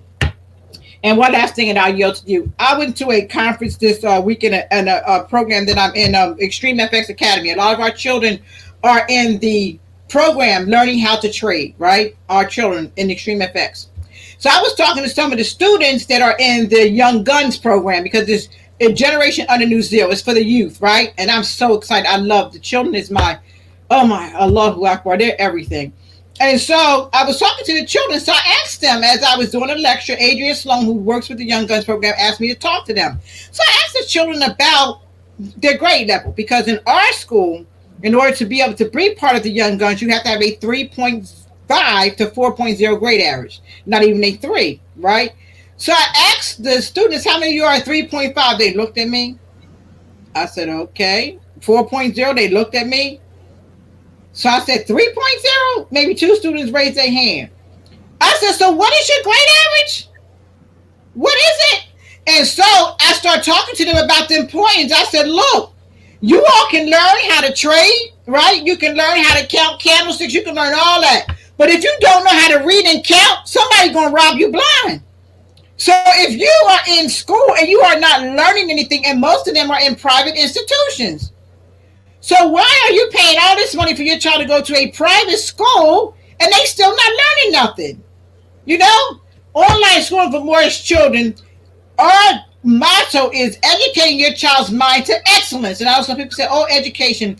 Well, if you know the real etymology of the word education, you wouldn't be fighting it. Yes, we want our children to be erudites, but erudites means people who are proficient in reading. We don't only want them to know about reading in broad spectrums. We want them to know everything, right? Universally. We want them to have all of the knowledge that is applied, right? We want them to be able to apply in any situation that they have. Anything. So I told the children today in our summer program, when we were going over sentences today, just language structure, right? Sentences. We're in this European speaking environment. We learn how to do Moorish Latin and we learn Arabic. And I also have some Swahili to teach the children when they get there. So we learn different languages because we spoke all of those languages. But the bottom line is, when I asked them about sentence structure and they were reading certain words like predicate and adjective and all that, do you know what the word means when you're talking about it? No, Prime Minister. Then guess what? We need to stop. We need to highlight that word and we need to do what? Use that dictionary to look it up. And we know that the dictionary is made on the English language, but that's what language we're speaking right now. And so if you want to have a conversation with someone about what's in this information that you're reading, you need to know what the words mean. Okay? Let's even go to the etymology of the words. Let's go to etymology, which we teach. Let's go to the root of the word, and you'll find that most of your words come from what? Latin and French and what they call the Arabic, which is the Aramaic language. So the English language is a language that's made up of all these other different languages once you start to learn. But when I start saying that, people look at me and they don't comprehend what's being said, or parents are saying, I need to go back to school. And these are the things that we need to teach. And you know, you and I talked about it a couple of years ago, starting an adult school, right? And we try to get adults signed up, but no one wants to pay. So as long as you say free, everybody want to come. So like a servant is worthy of their hire, and people's time, they need to be compensated for it. Or people act like they don't know what compensation is. You need to be compensated for your time. You don't have the time. So if I just took the time to teach everybody and I didn't get compensated for it, if I'm hungry, are you going to feed me? If I'm homeless, are you going to put a roof over my head? You know what I mean? If I need shoes, are you going to put shoes on my feet?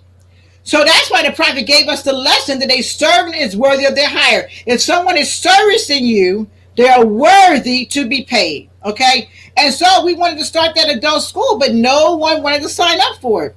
A lot of our students need, or our parents, need to come back to school.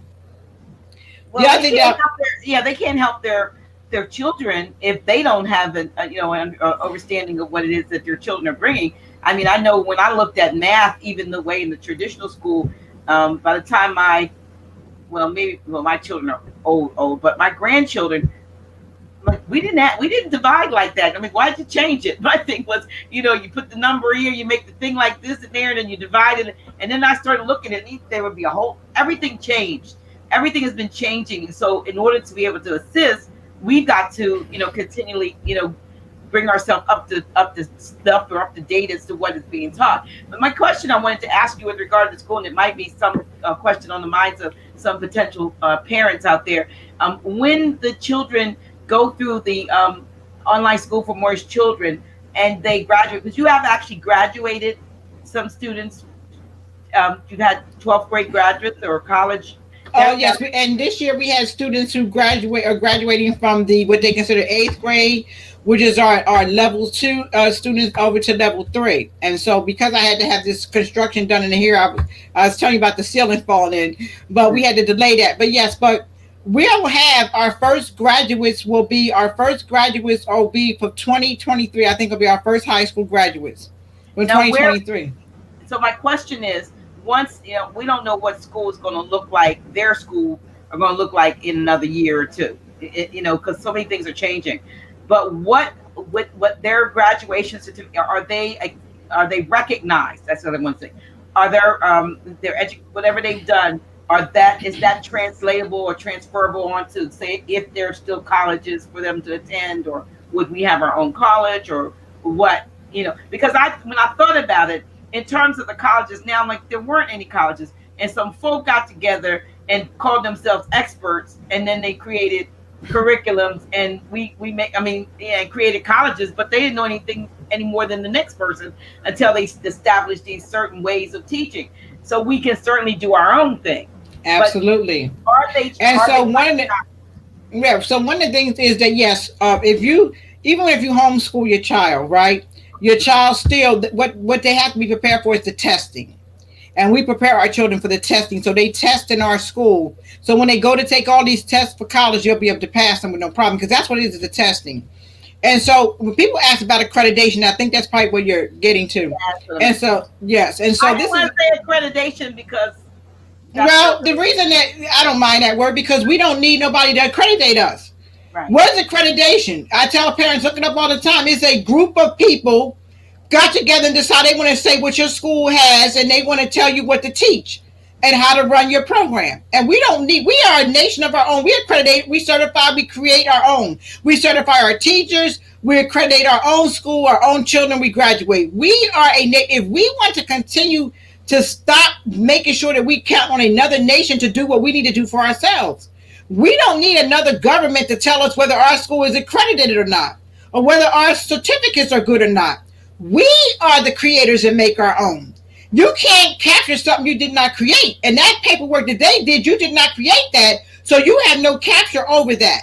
But what we do create here is more than certifiable to go to our schools. I had schools calling me, asking me, students who left here and went back to those public school systems, asking me, where did you teach from? And these children are so far advanced. So you take any other students, I said, if they melanated, they come from an Asiatic origin of African descent. Other than that, no, we don't teach anyone else. And she said, oh, well, that's racism. I said, well, racism means humanity, my friend. Racism means one in humanity. And so there's no way I can practice racism because I'm not against humanity. Because the very word ism means the practice of race. So racism itself is not a bad thing. So when we were wrong about racism, what they're doing is violating your rights to be human. And that is what it is. It's not racism. The next thing is that with our children, if you go into the rights of a child, it'll tell you in principle 7, I believe it's 7 and 10. It tells you that the education of the child is in the best for the parent. The parent is the one who's supposed to choose education for their children. But when you keep signing these birth certificates and signing your children into this ward of the state, which makes this government feel like they can come in and do what they want with your children. But even if you find what, I have the remedy for that. It's called writing a letter, letting them know what your rights are and what your parental rights are, and your children do not have to go to these public school systems. And the education that they get here, you can take it anywhere. It is transferable. So that is what our people need to learn. We have to have more faith in ourselves and confidence in ourselves. We're so used to another man telling us what to do that we think everything we do have to come through them. And that is a falsehood. And the truth is not in it. They don't have any, it's not in their best interest to educate you. It's not in their best interest to teach you. It's not in their best interest to give you. So when we're complaining about how our children are being done in these school systems, why are you still sending your children? Even if you teach your children from home yourself, they're going to get a better knowledge base than they're going to get from that system that teaches them about drugs, alcohol, prostitution. Our girls going to school with the skirt all the way up there behind, shirt all down in the front so you can't see nothing but behind and breasts. That's all you can see. You can't. They got so much weave in their hair. That's nothing. I had to sit there and now yield to you. Sisters. Or how they can be another gender if they want to. Oh my God, and that, but no, but they're talking about, wait, and you gotta be careful. CRT, right?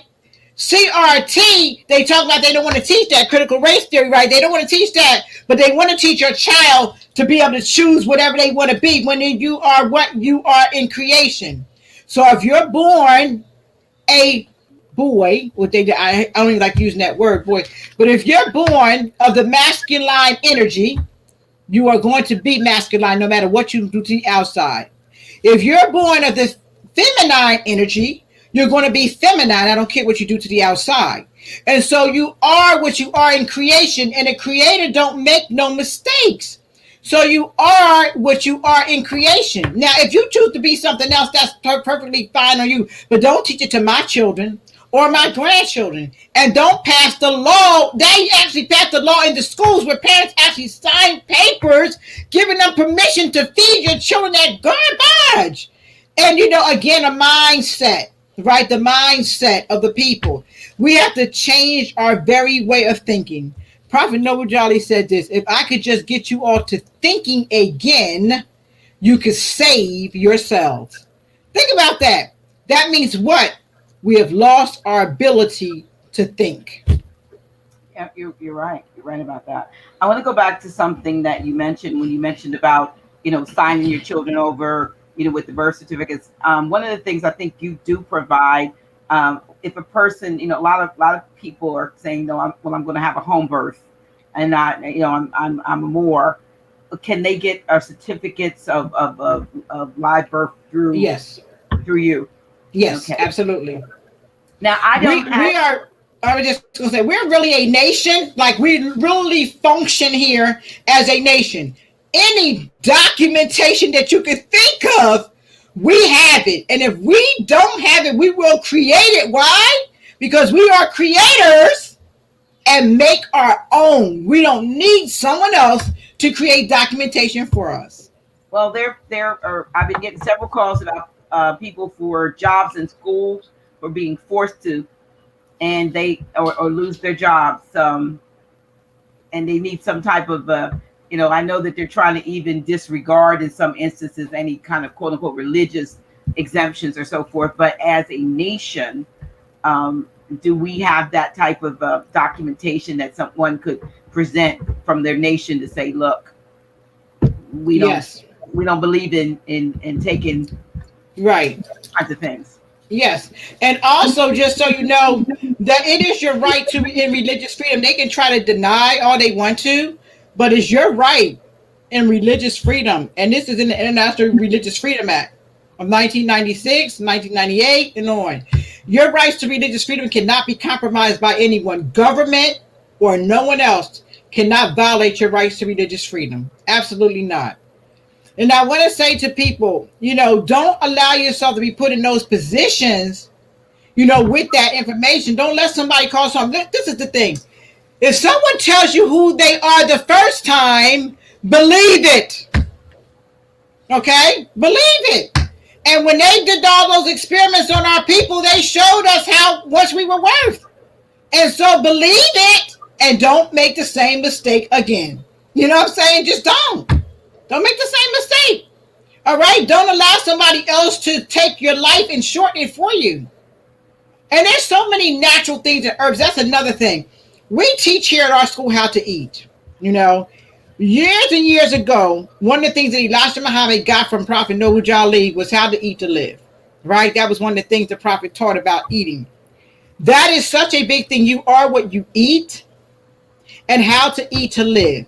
Our people need to learn how to meditate so they can learn how to take off the extra stress, because even our babies are stressed.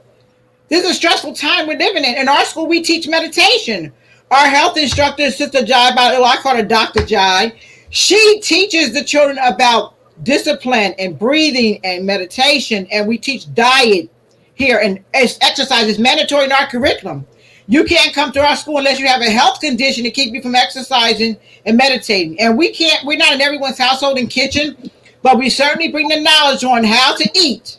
Okay, we make sure we implement that into our everyday curriculum. So on Tuesdays and Thursdays, they get Dr. Jai, and they have health and meditation and fitness. We do that here at our school. Because, they even took gym out of the school systems. Mm-hmm. So how are we supposed to stay healthy? Our children are overweight, obese, too much sugar in their diets. Yes, they're eating. Oh my goodness, the sugar is crazy. It's amazing. There's other alternatives out there, brothers and sisters. We don't have to keep eating, say, soul food. Well, make your own soul food. You don't have to keep eating what someone gave you as table scraps today. You don't have to do that. Understand survival. And yes, we were trying to survive back then. I know I probably died very early because I'm sure I didn't eat it. But the bottom line is that if we want to make sure we're taking care of ourselves, it's mind, body, and spirit. And you have to clean your health up. You have to clean yourself up. Because what's the sense of becoming naturally conscious and find out who you are and then don't live long enough to enjoy it? We got to take care of our health. And we can help with that. We are a full service organization here. We do everything we need. And I want to add to that, we are hiring right now. We are taking applications for students, and we are hiring instructors. And people say, do I have to be certified by this government? No, you do not. What we do is we certify you here at our school because, again, we are a government. We are a nation, and we certified our own teachers. So we train you how to teach our children. And let me say this, ummis, which means mother in Arabic. If you have children, you are already an instructor. Because by universal law, mother is the very first teacher. So you already know how to teach. It's just a matter of now, instead of just teaching it to your little ones, you want to teach it to other little ones as well. Okay, so we are accepting applications, and you can, send us an email to educationformoorishchildren@gmail.com. Again, that's educationformoorishchildren@gmail.com, or erudition for Moorish children. Is it a number 4? Yes, it's a number 4. Or erudition also with the number 4, moorishchildren.com. So we're looking for teachers. Yes, we're looking for teachers. We are looking for instructors who are looking to instruct, and share. If there's only one class that you can teach or whatever, we'll make it work. Our school is growing rapidly.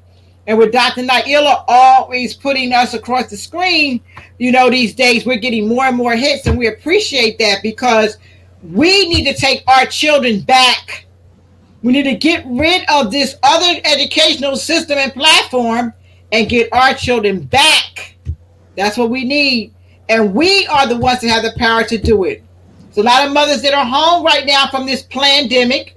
You're home right now. So why not take the time to come on in and talk to us about how you can help us with the children? Absolutely. I'm going to try to put that up. Okay. Teaching education for Moorish children @gmail.com. Yes. Okay. I want to make sure I put that up. Yes, just education. Yes, teachers need it. Absolutely. We need teachers. We need you. Our job is to uplift all humanity. And I want to tell you, Dr. Naila was talking about the front of the 101 pamphlet. You see, the prophet said that he was uplifting humanity, right? For the old hopes and death of poverty, and placing her back on a solid rock of foundation, right? So now we back. We on a solid rock. We back. Humanity is back in the forefront doing her work like she always did. If you look at Deborah, the prophetess, right? You look at a lot of great Queen Khalifa. If you look at a lot of great leaders of women, we've always been in the forefront of everything. We just became subservient to this way of them teaching you how to mistreat us. And that's it. They taught you how to mistreat us, and you just digest it. Now regurgitate it, okay? And learn how to treat us, because we're here for you, brothers. Out of all the things you all do to us, we are still got your back 100%. I got you. I got your back. I'm not trying to replace you. I'm not trying to walk in front of you. I'm not trying to walk behind you. But I am your mate. I want to walk beside you. We do the work. And so stop letting other people think, oh, your woman, she running things, or her. I have to share this. We were doing a case in Philadelphia, and this brother, he may be watching. He know who he is.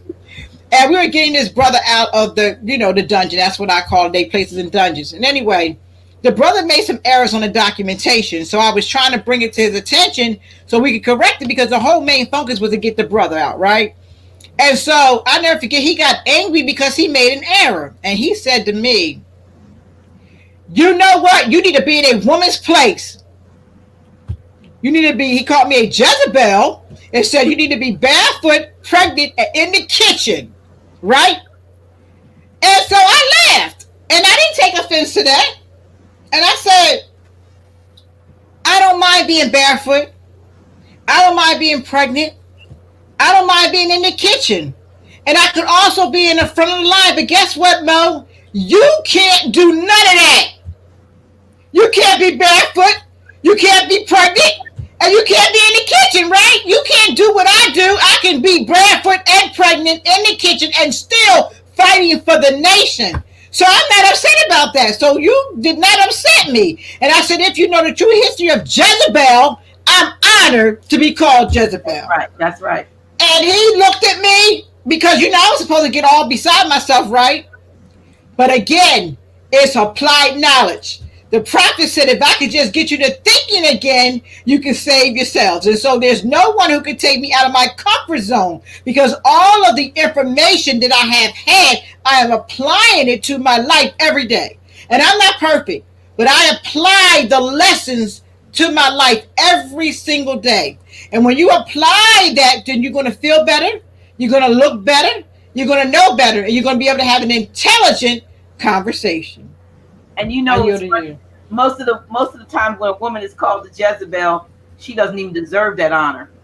It's like, Right, that's true. it's like they don't know they don't know, like you said, the truth about, because everything has been convoluted, because to the victor go the spoils, and when they become the victors, they have the right or the ability to rewrite, reconstruct, and deconstruct truth, and That's right. make it his story. And the thing about it, if there's one wrong word, it is not the truth. It's not the truth. And I get people say, "Oh, my truth." There is no your truth. The truth is one. If it was the truth today, it was the truth yesterday, and it'll be the truth tomorrow. Truth don't change because of your convenience of the truth. And that's why we can never be Negro, black, and color, because we weren't, and I always tell people this, the word black didn't come into existence until the 1200s, right? So we were here long before the 1200s. So what would you call them? The word Negro or nigger means black. Okay? So if you are calling yourself a Negro, you're still calling yourself black. And if you're calling yourself colored or people of color, which is a new reverse word now, just calling you colored people, what color are you? And does that apply to the human race? Because you have a hue. Right. This makes you human. Well, that there are those that would argue and say that the more means black also, that when they say more means dark and so forth. So I've heard that argument. Again, I'm going to ask. Word black did not come into existence in the 1200s. How could more mean black? How could Kemet mean black? How could a Kupta even mean black? Or dark earth? Yes, it may say dark earth or swarthy earth or rich earth. Burnt faces, they talked about. Right, burnt face maybe doesn't mean black. Right. A burnt face does not mean a black face.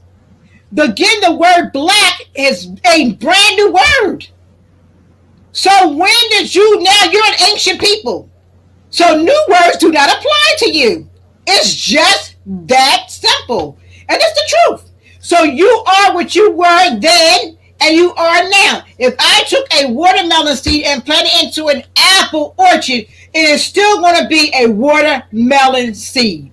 You cannot change things by convenience. And I'm not convenient for you to change. Unless you're doing a hybridization process. Oh, well, then you would be a hybrid, which is not an original, which is not origin, which is not authentic. Right. It's a hybrid. It's a hybrid. Yes. It's a hybrid. Absolutely. It's a hybrid. This is we got 3 minutes left, Grand Sheikess. Okay. This has been a most I think this has been the most auspicious evening with you, and I just love your energy and your spirit and your knowledge and your tenacity, and you stand on your square solidly, and that is something that many more of us need to do. And I appreciate the more that you are the Empress, the Grand Sheikess, the Prime Minister that you are. I think you've rightfully earned the position that you're in. So, make no mistake, for those who, might still have questions, and those who even see this afterwards, there's an email address out there. Even if you're not going to email about teaching, I'm sure if you have questions of Grand Sheikess, Prime Minister, you can address them to the same email address. Right. We have the Moorish National Headquarters also at gmail.com. Okay. Yes. Well, but yeah, so they can send it here too, but yes, or Moorish National Headquarters at gmail.com. Is it the Moorish or just Moorish National? Just Moorish. And headquarters is written out? Yes, Moorish National Headquarters at gmail.com. Okay. Yeah. So we will make those links for you. But in this last minute or so, I'm going to give you, like I said, I've said what I have to say. I'm going to give you the closing words, not the last words, but the closing words for this segment, and gotta have you back, because I'm sure this has been, I have to say this has been one of the most attentive audiences that I've had in such a long time. And the reason why I believe it is because of, they're listening to you. They're not questioning you. They're listening. They can sense truth. And when you get truth in you, it gets in your belly. It kind of does something. It rings, or it just kind of connects with what's already there, and you just want to listen more. And so I would like to say that your information and your knowledge, I believe this, people, and I didn't say this at the beginning, but share this. If you didn't press like, I press like. If you're not subscribed to the channel, please subscribe. But by all means, share this video far and wide. But then, when it's over, please share it. Please share it, because a lot more people a lot more Moors need to get the information that you share. And I want to say one other thing. I was going to ask you this. Some have said that we need to get together and write some type of manifesto or something, or some kind of a reply or rebuke to the Southern Poverty Law, whatever that organization is that has been putting out all of this negative information with regard to who we are. How do you feel about that? I meant to ask you that earlier. Well, we actually have a document like that called the 3-point notice. Truth is wonderful. Sheikess Durriyyah Bey and myself, who's the Secretary of State of the nation, when they started that Black identity extremists, you remember when they started that a couple of years ago? Well, we wrote a notice. It's called the 3-point notice, and we sent it all to those. And so I'll be glad to update it and send it to you, because I believe in any organization, we can send it to them again. All we have to do is get together. We ask people for donations for mailing, and we'll mail it out again. We should not allow anybody, the Southern Poverty Group or any other group, to allow them to say anything about us today, and we don't stand for ourselves. We have to make a stand. We cannot keep making excuses on why we're not doing the work. If someone is calling us things that are wrong, we need to straighten it out, or people are going to believe what's being said. Absolutely. We have to correct it. Today is truth. Truth is necessary, and we have to. So it's called the 3-point notice. I'll send you a copy of the one we have, and then you can make any changes or things you think we might add to it. I can email that to you. But we did that some years ago, so that's for a lot of divine. We did that when they first came out with that Black extremity, because they put the Moorish nation in there. Because when I established the Moorish nation, then those Europeans tried coming after me for that. They tried locking me up. They tried doing a lot of things. Truth don't change, Moors. It doesn't matter who it's coming from. It doesn't change it. So these Europeans are scared of us, and they're scared of humanity. And they will make you question us over and over again. But you have to ask yourself the question of, why am I not doing something about my present condition? Why am I not trying to change who I am? And if I hear what she's saying, if I don't believe it, why don't I look it up anyway to see what she's saying? Is there any truth to this? And find out why you're so uncomfortable with being Black, and why they keep changing your nationality every couple of years. Why are you African American today? And I've seen the sister, I've met the sister who called us African Americans, who made the term. Okay, I say, if you believe you're African American, I'm not going to fight you, because we're descendants of Africans and born in America. I'm saying, what nation in Africa are you from? Just go find your home in Africa, because you can't be an African American. You can't be two continents. You have to be either one or the other, and only America by respect, because the ancient name of this land is a Mexum, not Africa. Okay, excuse me, the modern name is Africa, ancient name is a Mexum, and modern name is America. If you take Amexa and take Africa, take the two, to take the prefix and suffix, you all know, Taj teaches you all, right, about etymology. Take the two, you will get the word America. Nothing this man has ever created on his own. Okay, he's a thief and a liar. Okay, so just check it out for yourself. And then take out the word Black. Look it up, go to the etymology. See how new the word is. And find out you could never be those things that delude to slavery. Find out who you are, if it's not for anything else but yourself, for your children, for your grandchildren. That is your legacy. Today, I believe, and I'll close with this. In the year 2021, there is not one child being born that should be born with a slave name. That's first or last. And no child should be born under the term of Negro, Black, colored, or people of color.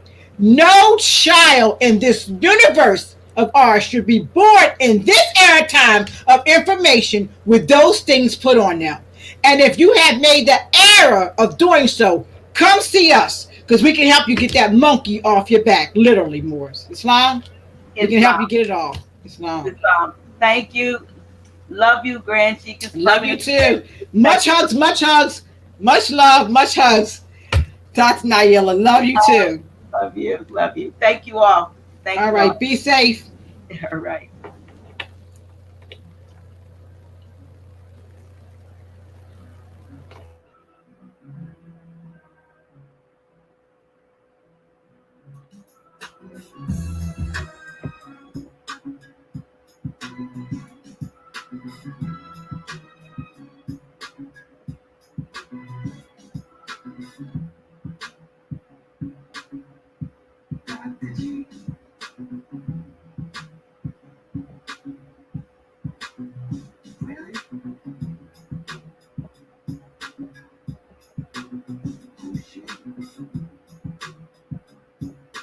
Yeah, that's me.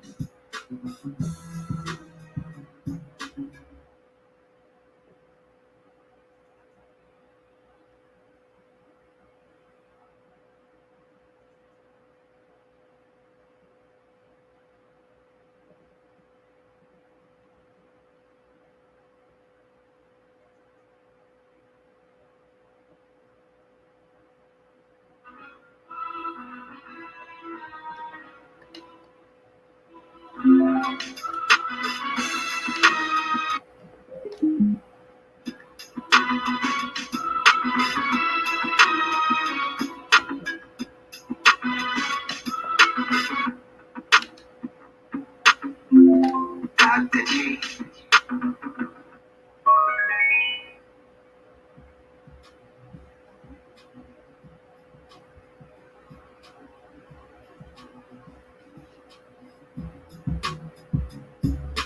Yeah, that's me.